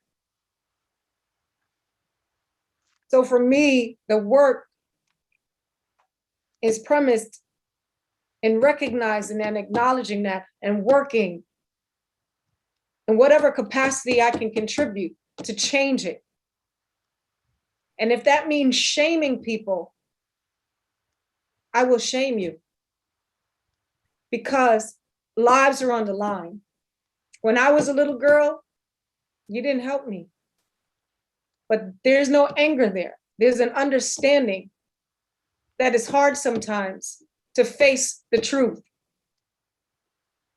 And so I challenge everyone to look in the mirror and to what is that truth for you? How can you contribute? How can you not? What can you do? I wouldn't even care if it's picking up the phone, signing something, whatever it may be. What is that? But really recognize and acknowledge that harm comes in so many ways. And the vast majority of it is directed at one race of people. And something is wrong. Yeah. Thanks, Donna. And we only have a few minutes. Now, I'll go right to Nadia in 1 second. We only have a few minutes before we bring in the whole roundtable, but there's a very strong continuity across Donna's comments and Thomas's and Beverly's, the importance of acknowledging root causes, getting beyond debating humanity, Beverly said. Until we deal with racism, we'll continue to harm. So I think that a question for this group is, what does this mean concretely? This is very much picking up the challenge that Donna has presented us with. What do we do in our politics, in policy, to tackle the challenge of racism and racial injustice in New York City today? what does that mean in terms of action today? I think I really want to push us to try and speak to that in a direct way. Nadia. I guess my answer can address that as well, because Donna was saying so much. I was like, I put my hand up. I should but honestly, I think about what's the holistic approach that we're taking. Right? Like, we understand that Black and brown people are disproportionately affected by the criminal justice system, by the education system, by healthcare, by housing, by economics, mental health, all of the things. And when you look at the conversations that are had, there'll be a conversation about criminal justice reform. There's no one in regards to mental health on that committee. There's no one in regards to education. There's no one in regards to economics. Then you have another conversation about mental health. There's no one in conversation about criminal justice. So we'll all say the same things in our own respective industries. We're not actually coming to the table and having a holistic conversation about what would it mean? What does it look like? What is the impact that's being had in our communities? Yes, racism is at the root of it all. But what does it look like for us to design policies or provide the funding or to actually ask the question, why is this happening? Right? And I learned that by literally being inside of a school. It was virtually impossible for me to lead a school not recognizing the mental health issues in our school system and not understanding until I ended up, and this is why I'm not the principal of the school anymore, with health issues as a result of the stress that occurred because of the work. So when we talk about COVID and we talk about Black and brown people having the largest number of cases, all I could hear on the media was, this is related to underlying health issues. But does anybody really get to the root of the why? Why would I have all of these health issues? It's because of the stress. It's because of the lack of support. It's because of the vicarious trauma that I walk into every single day, having to deal with the effects of poverty in a community that has been so traumatized, that deals with PTSD, that deals with depression, that deals with anxiety, that deals with police brutality, that deals with abandonment, that deals with children not having fathers in their homes, mothers being abused in front of them. That's every single day. And so if we don't have conversations that brings everyone to the table, all of the leaders to the table, and say, what do we need to do to make this happen? Because the reality is, when we start breaking down, what do communities that does not look like ours, in communities that are affluent, that may be predominantly white, what do they have? We'll talk about all of the services that they have, all of the opportunities that they have, the access and everything. Because they get together and they say, what do we need? And we're going to create it, and we're going to provide it, and we're going to get the money, and we're going to do all of the things. Our community doesn't know how to advocate for that. They don't even know what they don't have. They don't know what that they need, because they've never received it. So all we know how to do literally is survive. We've never been taught how to properly thrive. We've never been taught what we deserve in this life. Our kudos is that we survived another day. Our existence is based off of trauma every single day. And then we look to the right and look to the left and say, I'm still here. And so until we have a real conversation, until we're able to say who's at the helm of this, who are our leaders in positions that do make the policies? When have they shown up in our communities? Do they truly understand? It's not enough to throw money at organizations. Do you know what the work that the organization is doing? Do you even know who they're partnered with? That's the real work that needs to happen in order to do transformative work that will have greater sustainability and impact for the future.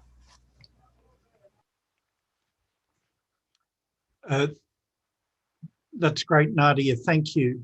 Thanks so much for that. we have been joined by Deanna Hoskins. Good to see you, Deanna.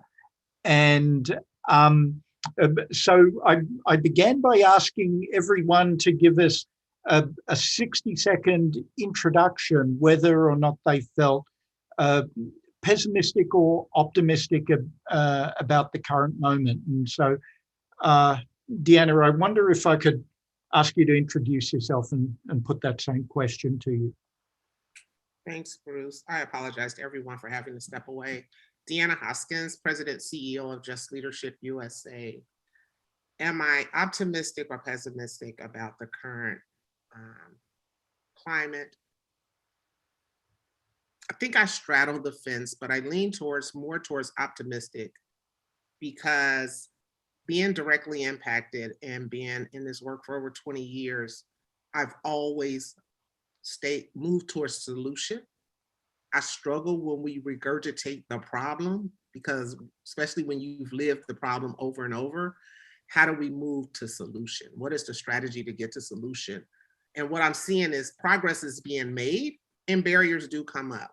And I think when you've come from a community of people that understands when you start to move forward, barriers and traps are going to be thrown in front of you. Your job is to figure out strategically how to maneuver them and around them to keep going. In this climate and this culture, I was listening to the conversation before I joined back. And one of the things that I think we keep skirting around it, we're all talking about, we know race is the problem. And it's like digging up a tree. We're digging to the root, but then we get to it and it's like, ooh, that's too big. So let's try to back off and find something else that can actually subpar that or actually try to fix it.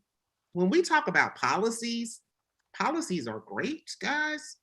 But if we're not looking at the policies from a cultural lens, because policies are going to land different in Black and brown communities than they land in white communities, who's going to benefit from those policies? And I just think all the policies, and I'm critiquing a George Floyd on police reform policy. The fact of saying you have to put in a policy not to chokehold a person, that's not even understanding, that's not even seeing people as human, that you have to put that into a federal law to say, don't choke somebody and kill them. And that's directly saying, don't choke Black people and kill them when you're arresting them, right? That's deliberately what that's saying. So what that's showing me is that we know, I think I heard someone say it's the devaluing of Black lives, that we're not even considered human. We're still considered 3/4 of a human, and society continues to treat us like that. So I'm kind of at the point, everyone who knows me, I'll just call it what it is. If we don't have the courage to stand up and call it what it is, we're going to continue to be pushed back. We're going to continue to keep coming to these moments of these tables. I agree with Nadia. If we are not cross-collaborating, because the criminal justice system is just a catch-all. It's a catch-all of all the other failed systems that are not fully funded and operating to actually function and to actually provide what's needed so that we don't end up in the criminal justice system. And to keep acting as if the criminal justice system solo is the problem, it's not. It's the systemic of all these other systems that have been failing Black and brown communities for years. You know, someone made a comment to me the other day, this is a very uncomfortable moment. And my response was, well, welcome to Black people's world. We've been uncomfortable for 400 years. It's about time other people are starting to get uncomfortable too. So I'm hopeful, Bruce. And I'm just going to stay in my lane, but until we start working in a cross-collaboration manner to address what it is, and let's put this out there too, it's just not this criminal justice system. It's even being a Black Roman running a national organization and being oppressed by philanthropy. So it's showing up everywhere, still being marginalized by the color of my skin in different aspects. So when I say the trauma, I think Nadia said it, the trauma of this conversation, the trauma of what happens every day in life, the trauma of the work is falling real hard on Black people right now. So, and I'll stop there. Thanks, Deanna. So Renita has her hand up. Eric, did you want to come in as well? And so you don't have to. It depends on what Renita says or doesn't say. Okay, I myself feel that way about most things. So we'll go Renita and then maybe Eric, and then we'll open the floor to the whole roundtable group. Renita. Yeah, I just wanted to react to what Nadia was saying. But first, I want to, as part of the Office of Neighborhood Safety, we're doing this community-based participatory research project with an organization called National Innovation Service. It's a Black-led research and policy organization, and they do great work. And so we commissioned them to do this project to help us understand from the residents and folks in the community's perspective how they think about safety. Because right now, the statistic that we look at when we want to determine whether a community is good or bad, safe or thriving, is just crime went up or crime went down. And that's the full story. And so we really wanted to go about this undertaking of really learning what communities actually say about feeling safe. So the people that contributed to this are residents who live in public housing, residents who live in underserved communities, our community-based partners, like ones that operate the Cure Violence model. And so I want to read a quote that was in their findings about thriving that it just struck me.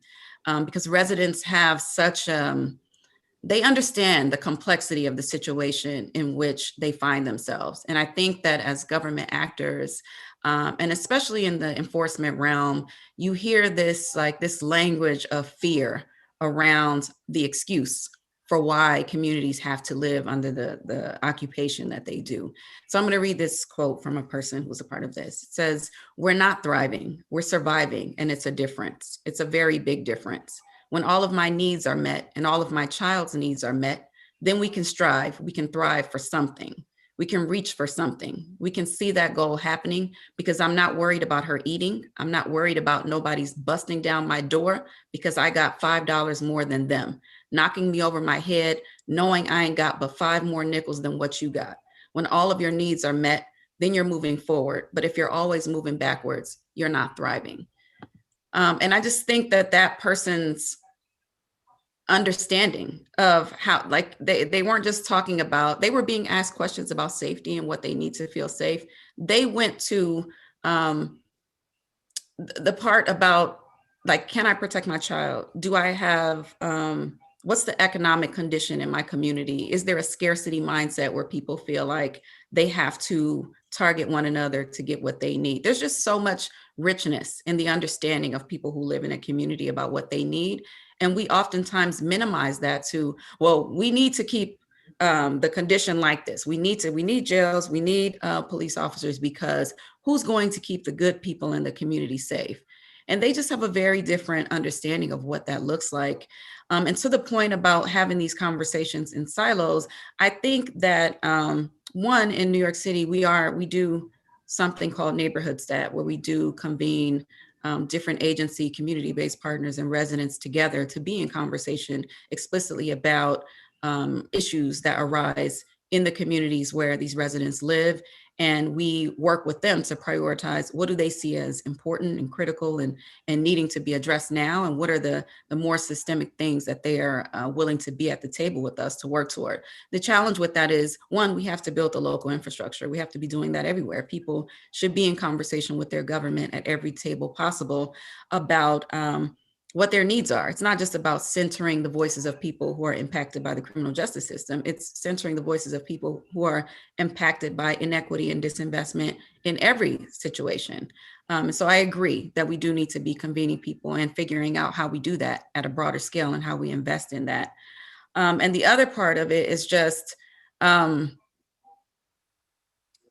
losing my train of thought, so I'm going to let Eric go. But I just wanted to say, to lift up that that is happening in parts of our city, and just figuring out how we bring that to scale and bring in more voices is a part of the work that we have to do to figure out how to make this approach more widespread. Great, thanks, Renita. Can I just say, the idea of promoting a local building a local infrastructure for promoting political voice seems like a profoundly important idea to me. Eric. Yeah, I just want to add to Renita's comments and really take a step away from the operations part, but how we arrived in this space and why we're in this space. And, you know, first and foremost, our entire unit is comprised of young, brilliant Black and brown people that have never seen themselves as having the opportunities to be in these spaces. So what we come here with, what we reflect, what we project, what our outwards touches is really based on from a racial equity lens and steeped in leading with love and our heart and spirit from lived experiences, coupled with theoretical gain knowledge in the spaces where we are. So I think, when we talk about holistic approaches, we're bringing holistic approaches into spaces that have traditionally been very sterile and very Black and white and did not represent our communities and did not look like us in being in leadership positions, which is, beyond key in moving us forward. Someone mentioned earlier, I think it might have been Viviane, about collective effort. And what we're doing is building networks across the city with the understanding that everyone has a sense of brilliance that they could bring as problem solvers, researchers, and be part of the solution in their particular role, in their particular part. And the role and part that we're playing right now is not just to bring people to the table, but to build tables of ownership in community and resource and undo harms, challenges, barriers that exist across so many agencies, sectors, and so forth within city government.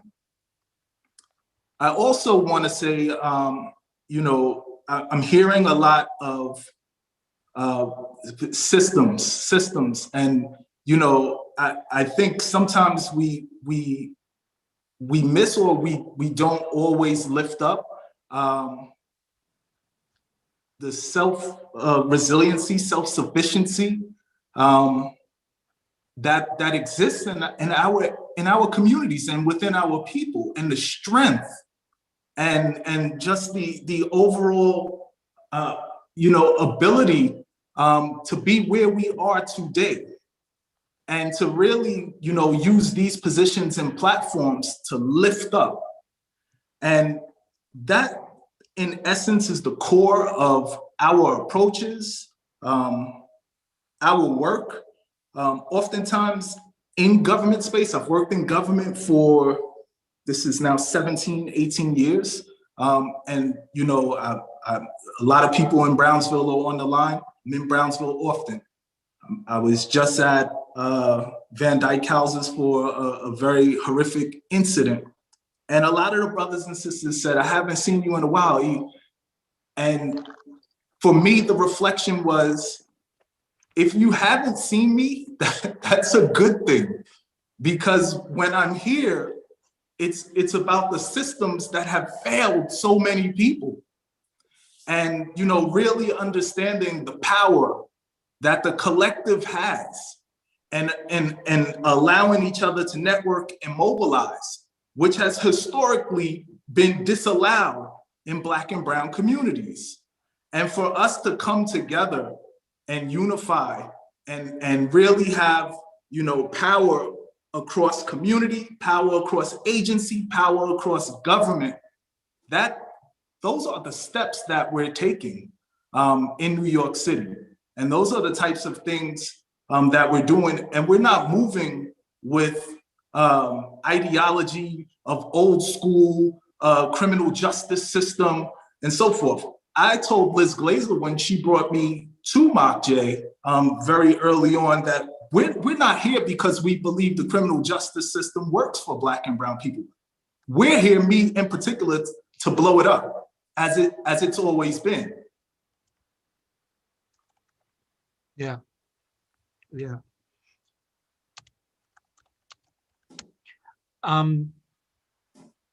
Let me bring in the whole roundtable group now.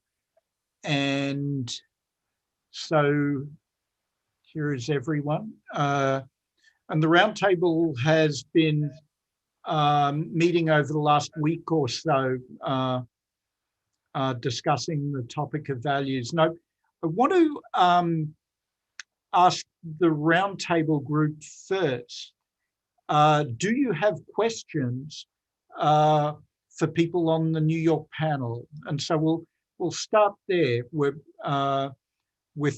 questions from the roundtable group to the New York panel, which might be to the panel in general or to specific people.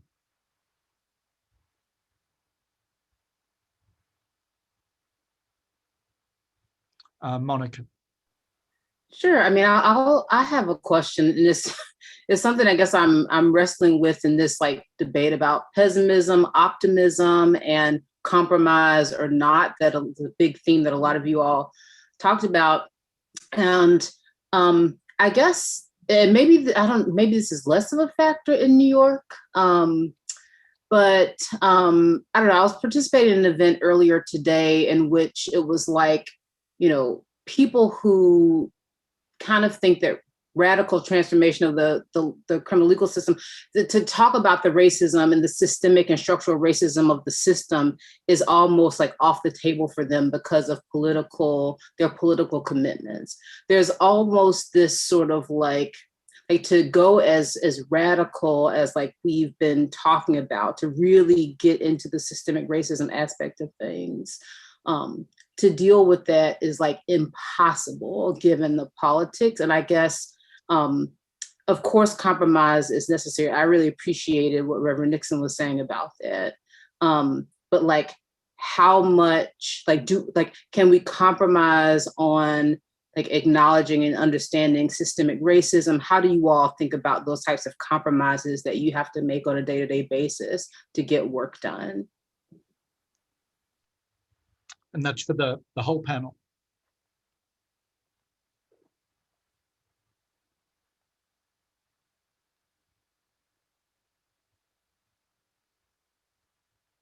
Maybe it's more helpful to direct that question.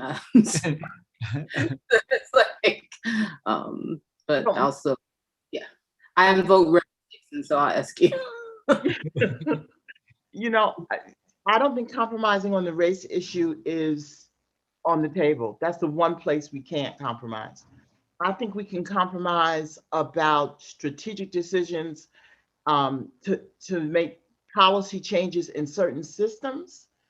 But unless race is the core of the conversation, every policy decision is subject to reversal. So yeah, that's the one thing that I wouldn't compromise on. So thank you for pointing that out. I can clarify. Yeah, and so what's the test, right? If you're compromising on race, what does that look like? That you're failing to acknowledge the full humanity? Do we have a sharp definition of that? I guess that's for Viviane. How do we know when we're compromising on race? And this is, I want people who feel optimistic, please feel optimistic. I don't want to be, you know, Debbie Downer. But I think that when we make public statements, when we talk to media about these issues, when we make progress, we should talk about that progress. We should say incarceration is at a lower rate than it's ever been in New York City. However, there should be a however there. Until we can eliminate the racial disparity, we have not finished our work. So all of this celebrating has to come with, and there's more work to do because there's still racism entrenched in the system. That's great. Thomas. Yeah, I think the whole thing has to start with race, because in this country, that's what it was built on. I mean, you know, for years you talk in this country, you hear things about black on black crime. Like you hear all these things about like it was black people's fault that they was in this position that they was in. And for many years, black people felt like that. Oh, you have to do better. You have to learn how to pull yourself up by your bootstraps. But the reality was, it was a plan to keep a certain group oppressed in a certain situation. So I don't think you can do it without looking at race as a core of everything that happened afterwards. I mean, not too long ago in this country, in certain states, it was illegal to marry out of your race. And now all you see on commercials is mixed families. I mean, sometimes it's comical. It's almost like we forgot what it was even 30 years ago. I mean, and then we forget what it is today. I mean, you look at a news where a 62-year-old black woman was literally pulled out the head by her hair by white police officers. They would never do that to a 62-year-old white woman. If they had saw her shoot free people, they wouldn't have treated her that way, because it goes back to race, how you see people. And if you don't see them as human, as real people, then you can't change how you really treat them, because you don't change how you think about them. So I think it always has to be, race has to be a part of this equation when we talk about equality, justice. It has to be race in this country because it was built on that. That's what this is.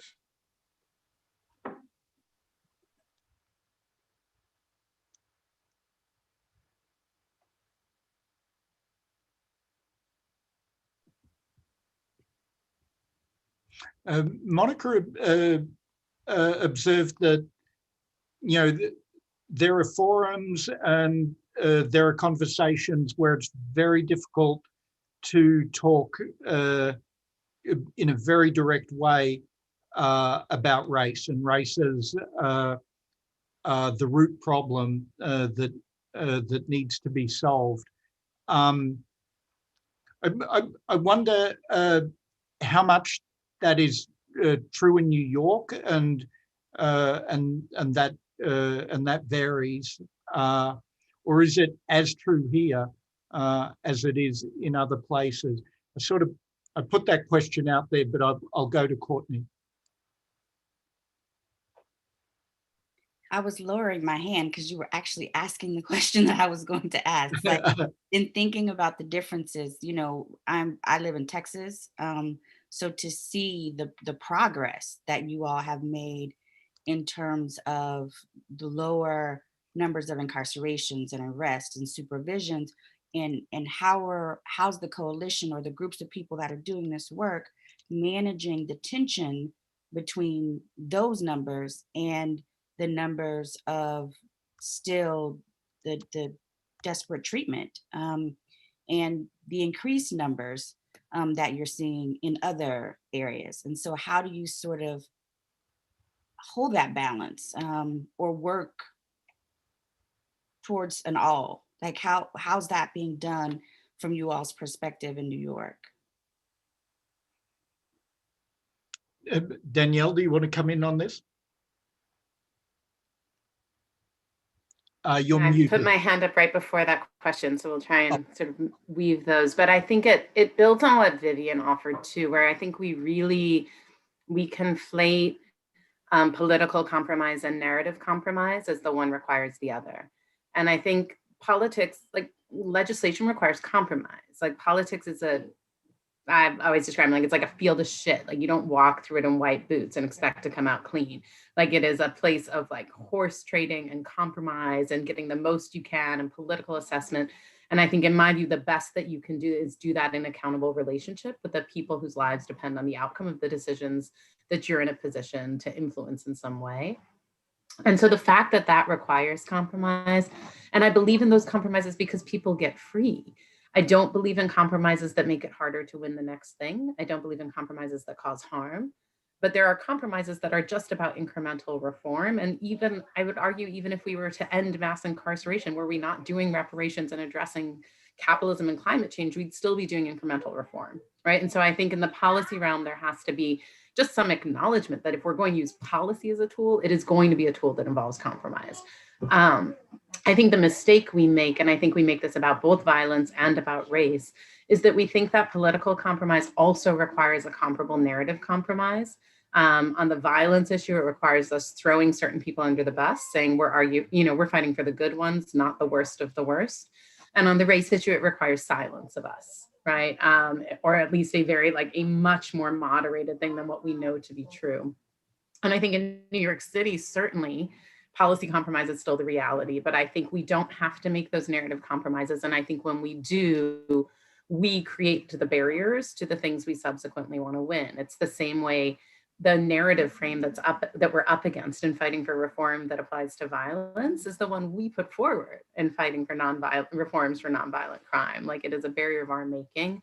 And I think we do comparable things when we sort of all lives matter the conversation. I do think the dynamics around that become more difficult when we're talking about state legislation. So like New York City, you can just build enough power to be able to speak pretty truthfully about race and still win.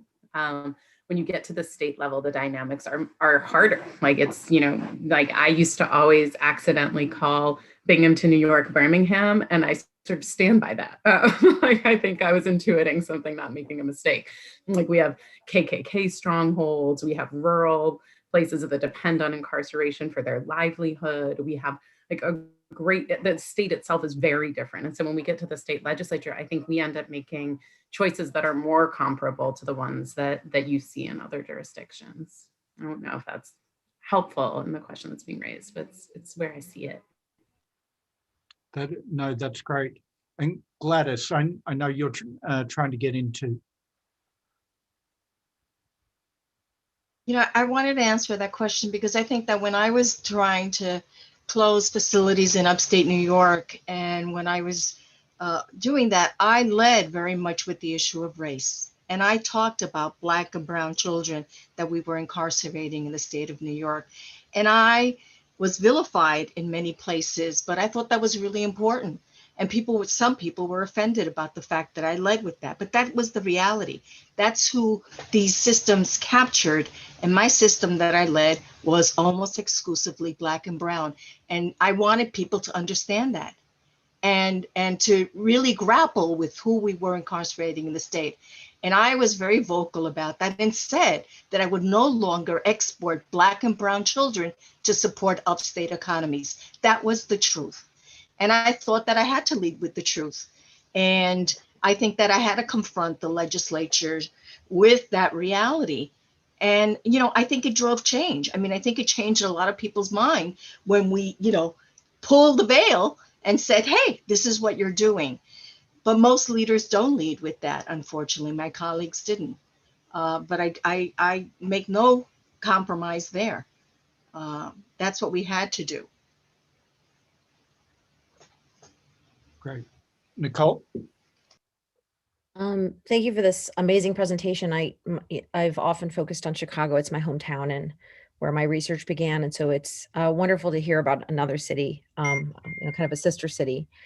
One of the interesting things that happened in Chicago during the pandemic is they have one of the largest single site jails, the size of 76 football fields, 72 football fields. Is that they saw the jail population decline and everyone started to rejoice. And what happened is the graph looks like this, or let me say, I don't know which way you guys are seeing it. It went right up, and there's jurisdictions across the nation. People were very hopeful, and lots of people said this is the end of incarceration. But unfortunately, the pandemic and people coming back meant they were coming back to the same practices prior to the pandemic. Arrests were going up. Cases were starting to be pled. And sure, the jail population was declining, but people were incarcerated in their homes. And so, I say this not to be a pessimist, but to be a realist, which is that the system and institutions from a sociological standpoint have a tendency to snap back exactly where they were without true reform. And true reform meaning that we're changing the cultural logics and the sensibilities that rooted these practices in the first place. And one of the things that I found in my research is judges, prosecutors, public defenders, even police were using racist tropes to understand small crimes that were nonviolent and violent crimes. They called defendants either mopes, which was almost like the N-word, reconstituted for a colorblind era. And they called the violent offenders monsters. And, people were pushing back and saying, well, that's Chicago. And then more and more people anecdotally were saying, no, we had words for that. It's not quite, monster and mope, but it's this and this. But it was a dichotomy. Studying a large West Coast jail, a co-researcher and I found the same tropes being deployed in another jurisdiction in a jail setting, not in a court setting, which shows that the race and racism is essential to the system functioning, that it helps us rationalize an enormous amount of entrenched practices. And it's not happening in one jurisdiction, it's happening in many. It is larger than one space, which makes sense. But I think, I'm curious what the panel thinks about that, because we're starting to see life regenerate itself in a lot of wonderful ways, but we're also seeing that it could be the system goes back to, quote unquote, it's normal. I think about whether George Floyd would have lived. And I imagine that he would have been charged with a low-grade felony. He would have been roughed up by the police, but survived, gone to that local inside the infirmary in the jail. And he might have been a quote unquote success story, meaning we didn't detain him in the jail, but we marked him, convict him. We put him back out on the street, no social service provision, no treatment, no access to mental health care. And that statistically would have looked like a success. But I don't call that the end of mass incarceration. And I certainly don't call that the end of police brutality. So I throw out these challenging questions because I feel like this is the panel to really, take it on. So thank you. Thanks, Nicole. Vinny. Yeah, no, thanks, Nicole. And I was trying to be provocative, and I was deliberately trying to be provocative. If you define mass incarceration the way Bruce and Jeremy did in the National Academy of Sciences or Garland does, I just think it's not what New York is anymore. So I'm going to stay with that. I'm not backing off on that. And it's not just during the pandemic. In fact, it's a wash. New York's a wash during the pandemic. It was like 5,800 people in Rikers before the pandemic started. It dropped down to 30 something, and now it's back up to 5,800. This happened starting in Giuliani. We're talking like Giuliani era, actually even Dinkins. The incarceration numbers started coming down since Dinkins, through Giuliani, through Bloomberg, and then accelerated under de Blasio.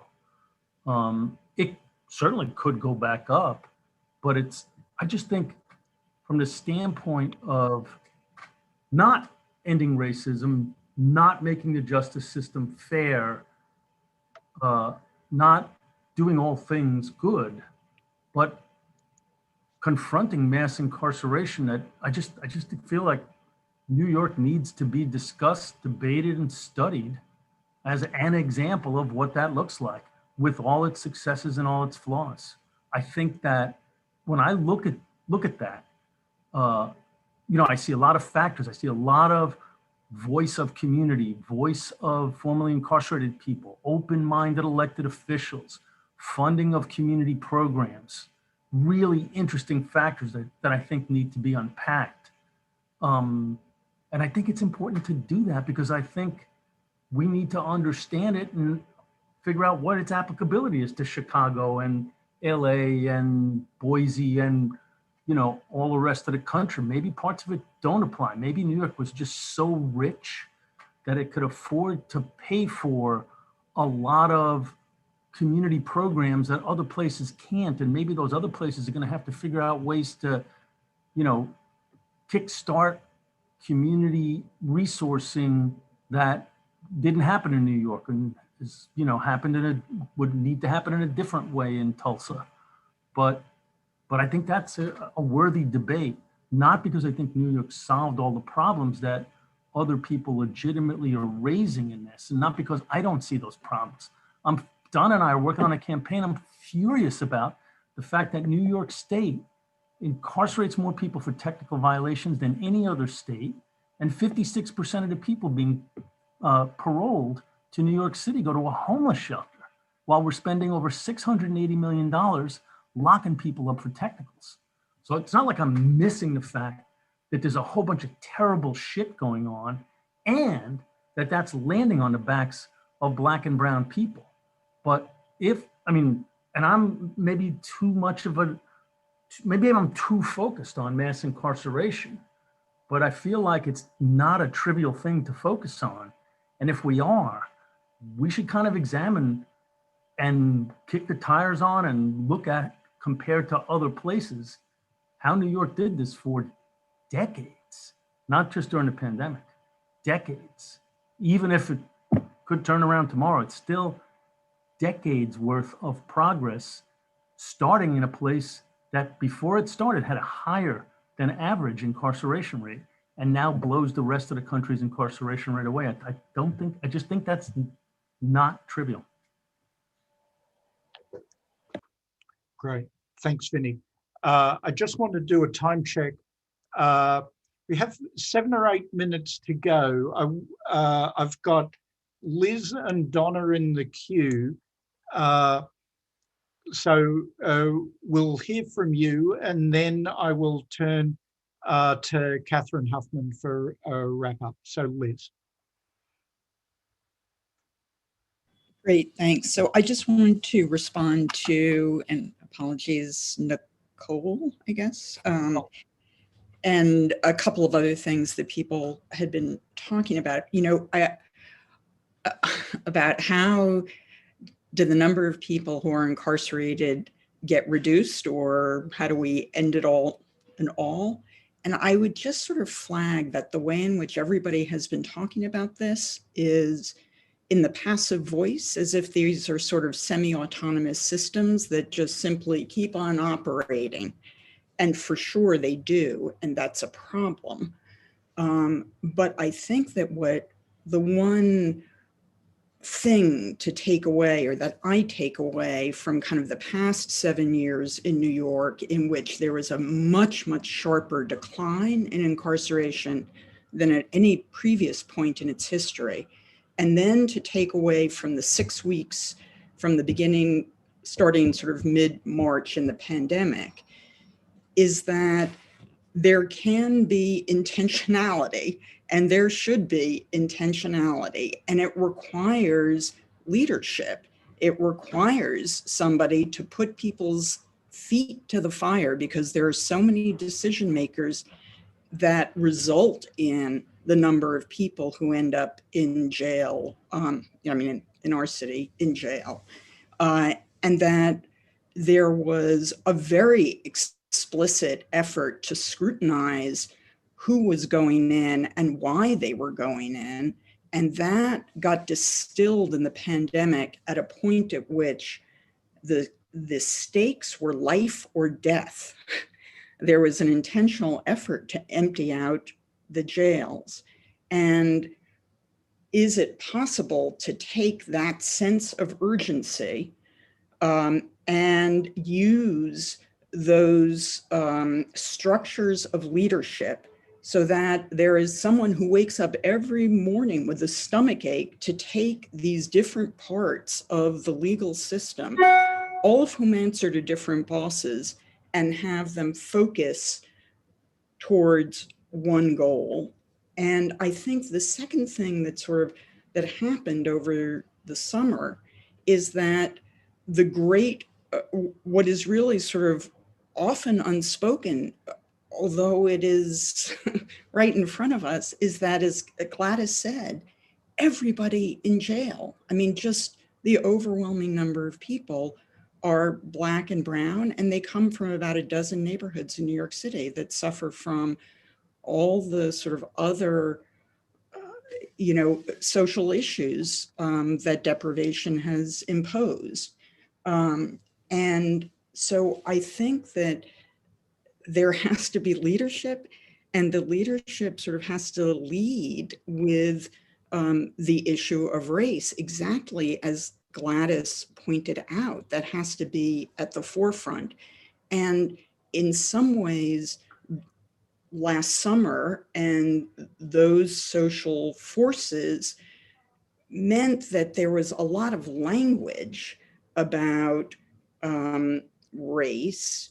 So the police commissioner made an apology for sort of the way in which the police department for decades, centuries had acted. But did that translate to action? Did that translate to accountability? I think that's sort of what the challenge is you can have a leader like Gladys who does what she did, but you have to have a sustained attention every minute of every day with a leader that has the capacity to bring people together and to move from A to B. Yeah, great. Donna, you'll have the last word before I turn to Catherine. Thank you. Thanks, Bruce. So I want to go back. I know, Courtney, you had said, like, what was our compromise, right? Like, how did we compromise? Right, that's what you were saying. How did we deal with those? You know, I'm gonna say this. For me, it wasn't so much about compromising. I want to just take this last few seconds here to say that my and a lot of us, because I can speak for some others, right? And I have a team behind me in the back here. What helped us stay centered and stay focused and stay determined no matter what throughout all this was the myriad of grassroots organizations, the people, the organizations in this city, in this state, that no matter what was going to stand up and support the people. So if we didn't get a win or things weren't happening the way we wanted it to happen, myself and others we felt secure in that the people doing this work, fighting the system and these systems, were going to continue to do that. Like, we were gonna show up and we were gonna be heard no matter what. Campaigns happened, we fought, we were rallying, we were protesting, we were doing all kinds of stuff, and we're still doing it. So that compromise for me, and I speak for a lot, was I have a team back there been listening, and some of the stuff that I hear them saying. And I just wanted to say this because we don't thank those on the ground, boots on the ground, people doing the work enough. Organizations. Danielle represents one, Common Justice, fighting that fight. Just Leadership, Deanna, Viviane, College and Community Fellowships, Exodus Transitional Community, Fortune Society, Osborne. I mean, so many different ones. Now, A Little Piece of Life. We're new kids on the block, but we've still been doing this work, right? But we don't recognize what collectively that has done and how no matter what, wins or losses or whatever it may have been, whatever those compromises may have been, we were are secure in that we have that. We have these existing things. We have these people, we have ourselves, that those systems will not waver. Those systems will not basically silence. Those systems know that they have to deal with. And so I just want to as we close here, just to say that to me means a whole lot. As a Black woman, a Black impacted woman, a Black mother,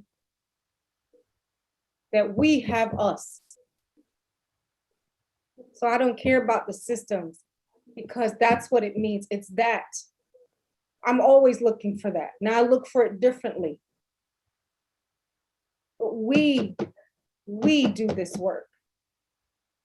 And we're relentless in it because we know that people's lives, again, are on the line and it means something. And we want better for people as a whole, but we definitely want better for Black people. That's a great and powerful note to close the conversation on. Catherine.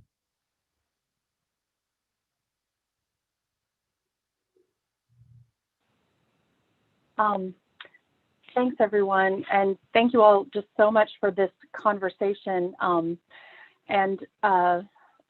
tempted to not try to revisit some of the themes that I heard and leave Donna's voice right there, but I'll make a little bit of an attempt to pull some thoughts together, acknowledging just how important what you just said was, Donna, and what we've heard from so many folks.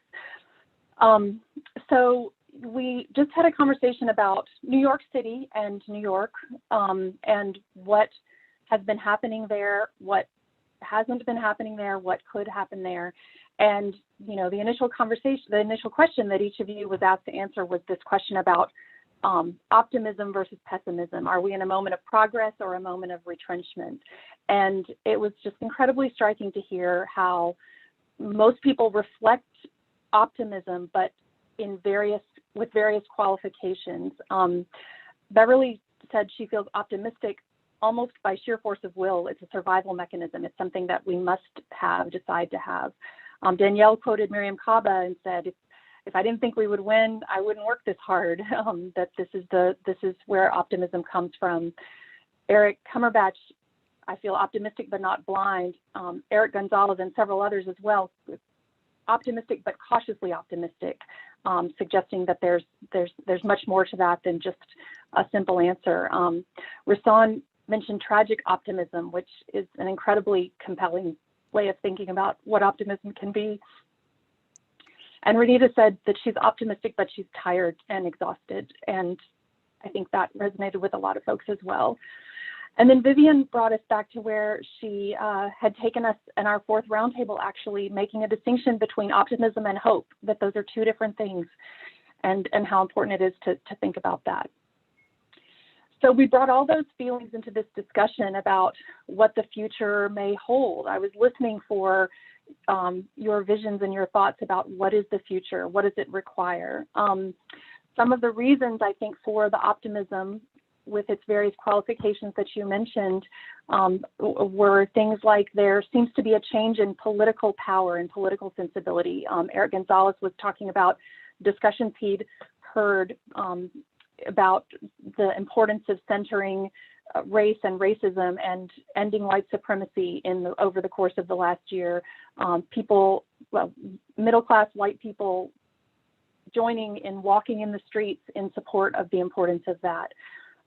Donna talked about the power of people coming together and how organized people are organized power, and this is such an important part of the change that we're feeling in terms of the political power that drives real change.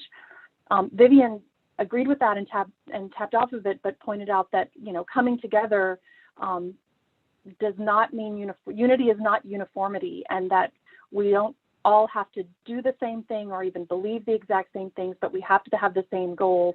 And we had some really also great conversation about compromise and the role of compromise and what that means in different contexts, the difference between narrative compromise and sort of policy compromise that Danielle raised for us. But the place where we all agreed, it seemed that we could not compromise, was on this question around race and the crucial centrality of grappling with racism and white supremacy in order to move forward. In addition to that change in political power that was giving people hope for the future, was a sense that in the future, real safety is going to have to look different than just policing. And this is something that, you know, we've heard a lot about what that means over the course of the last year. Beverly was talking about how this has to go far beyond police. A lot of folks had something to talk about with regard to that. Renita talked about how safety is so far beyond the justice system in particular, and Nadia talked a lot about that as well, as did others.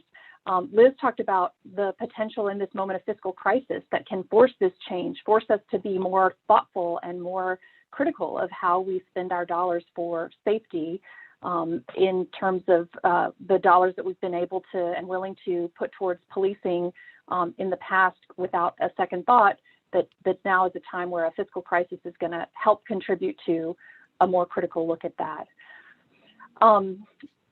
Several folks mentioned the power of young people and the energy of young people. Eric Cumberbatch talked about just the power and the brilliance of the young people that he works with on his team and that he sees in communities, bringing young people into the spaces of leadership and communicating to them and with them, and also to and with others, that young people are leaders, young Black and Brown people who would not have previously imagined themselves as being around certain tables, that they were there and that they should be there and that they had so much to give and to lean into in leading those tables. And then there was a lot of discussion about, the future holds this sort of actually doing it, that, both what we've seen recently and some of the things that are happening and even more that aren't happening yet, that, they need to, that's what's giving us hope for the future. We heard about a lot of progress. Vinny and Gladys talked about reductions, dramatic numbers and reductions in numbers of people in prison, of kids in detention. And, folks acknowledge that for the people who are affected by that, that's incredible, real change. Jeremy said we can and should just get more people out of prison, just do it. And that's not only about future impacts of policy changes that should be made, but about right now that could be happening and should be happening. And Liz pointed out that, that's a good example. These changes don't just happen. The systems are not sort of passively evolving entities, but they change when leaders make those changes. They change when people in the public insist on those changes. Nadia talked about the holistic approach, that this is what's needed, that we see this happening in some places. We see the way that real investment in the fullness of life happens in wealthy white communities already, and we need to be making those same types of investments in Black and Brown communities all over the city, all over the country, all over the world. And Eric and Renita reminded us again about seeing the resiliency and the power of communities and within people, and that we actually do have examples of this in the work that they're doing and many others, that we need to further lift up, that we need to create more support for, and that we need to really empower and make permanent in all the different ways that we can contribute to that. And Donna just echoed again, just the power of the boots on the ground and the power that comes from the permanency of people who are not willing to give up on each other, and the ways in which in Black and Brown communities, for Black and Brown people, that there is so much important power and security that comes from knowing that others are not giving up on them. So just quickly in closing, I also want to note some of the dangers and the threats to the potential of the future that we heard about. One is violence, both the reality of violence that people live and fear. Beverly notes that this is very real for many people walking down the street, and is not something that, and that as numbers really do rise, that the reality of violence will have an impact on the future. Not only the reality of violence, but also violence is a tool for political fear mongering. Eric Gonzalez noted this, and as he talked about the potential and the growing political will for foundational change and for grappling with racism, his fear that violence would become would overcome that political will and be dangerous. And Rasan pointed out that in addition to that, we've also got a real and a real threat that we saw on January 6th, literal violence perpetuated by our political leaders, which is something that in that particular format we haven't seen in a while, and that is something that is very damaging and very dangerous to the potential for the future. Gladys reminded us that complacency is a danger for change in the future, a sense that either we've done enough or we're close enough or whatever version that might take. And then finally, and this is really where I think the core of our conversation landed, the problem of racism and the problem of white supremacy, and that unless and until race is the core of the conversation, every policy decision is subject to reversal. That was pointed out to us by Viviane. So here we are as we finish out this time together and start to move into the last part of our day, where we think about aspirations and what the potential is for change. I just want to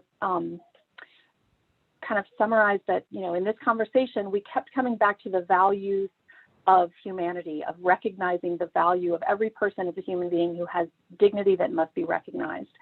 And that being able to do that is inextricable from grappling with race and white supremacy. Thomas said this several times, we have to start with race. The progress that we've made in New York, the progress that we still need to make, that's just the beginning. Until we deal with the history of racism, the history of segregation and repression, and the current reality of segregation and repression, this won't change. Deanna said this is about culture, the reality that policies, that programs, that any types of investments are going to land differently in Black and Brown communities, and that's because of this history of racism and the current reality. Donna and Nadia talked about investing in the wholeness of people, and that's about recognizing humanity in Black and Brown people. And Viviane reminded us that this is not just about rooting out white supremacy in the justice system. It's throughout government, it's throughout corporate America and the private sector, it's throughout all of our systems and all of our cultures. And it's something that we have to think about both in all of those levels, but also on a personal level. So I just want to finish with two things that I thought were really striking. That really reminded us that part of the reason that we feel this disconnect is because we don't define our success based on the same person, the same people. And she said, until we define our success based on the lived reality of the most disadvantaged, we will continue to have these disconnected realities, and we'll just perpetuate racism in new systems. And as Danielle said it, the question for us is, do we really mean everybody? And are there ways in which we will be able to so deeply recognize the humanity of each person that we can stop making the distinctions that arise around race, that arise around other types of labels that we create? Do we really mean everybody when we're talking about recognizing human dignity? So with that, I will close and just thank you all again for that incredible conversation, and really looking forward to continuing it this afternoon.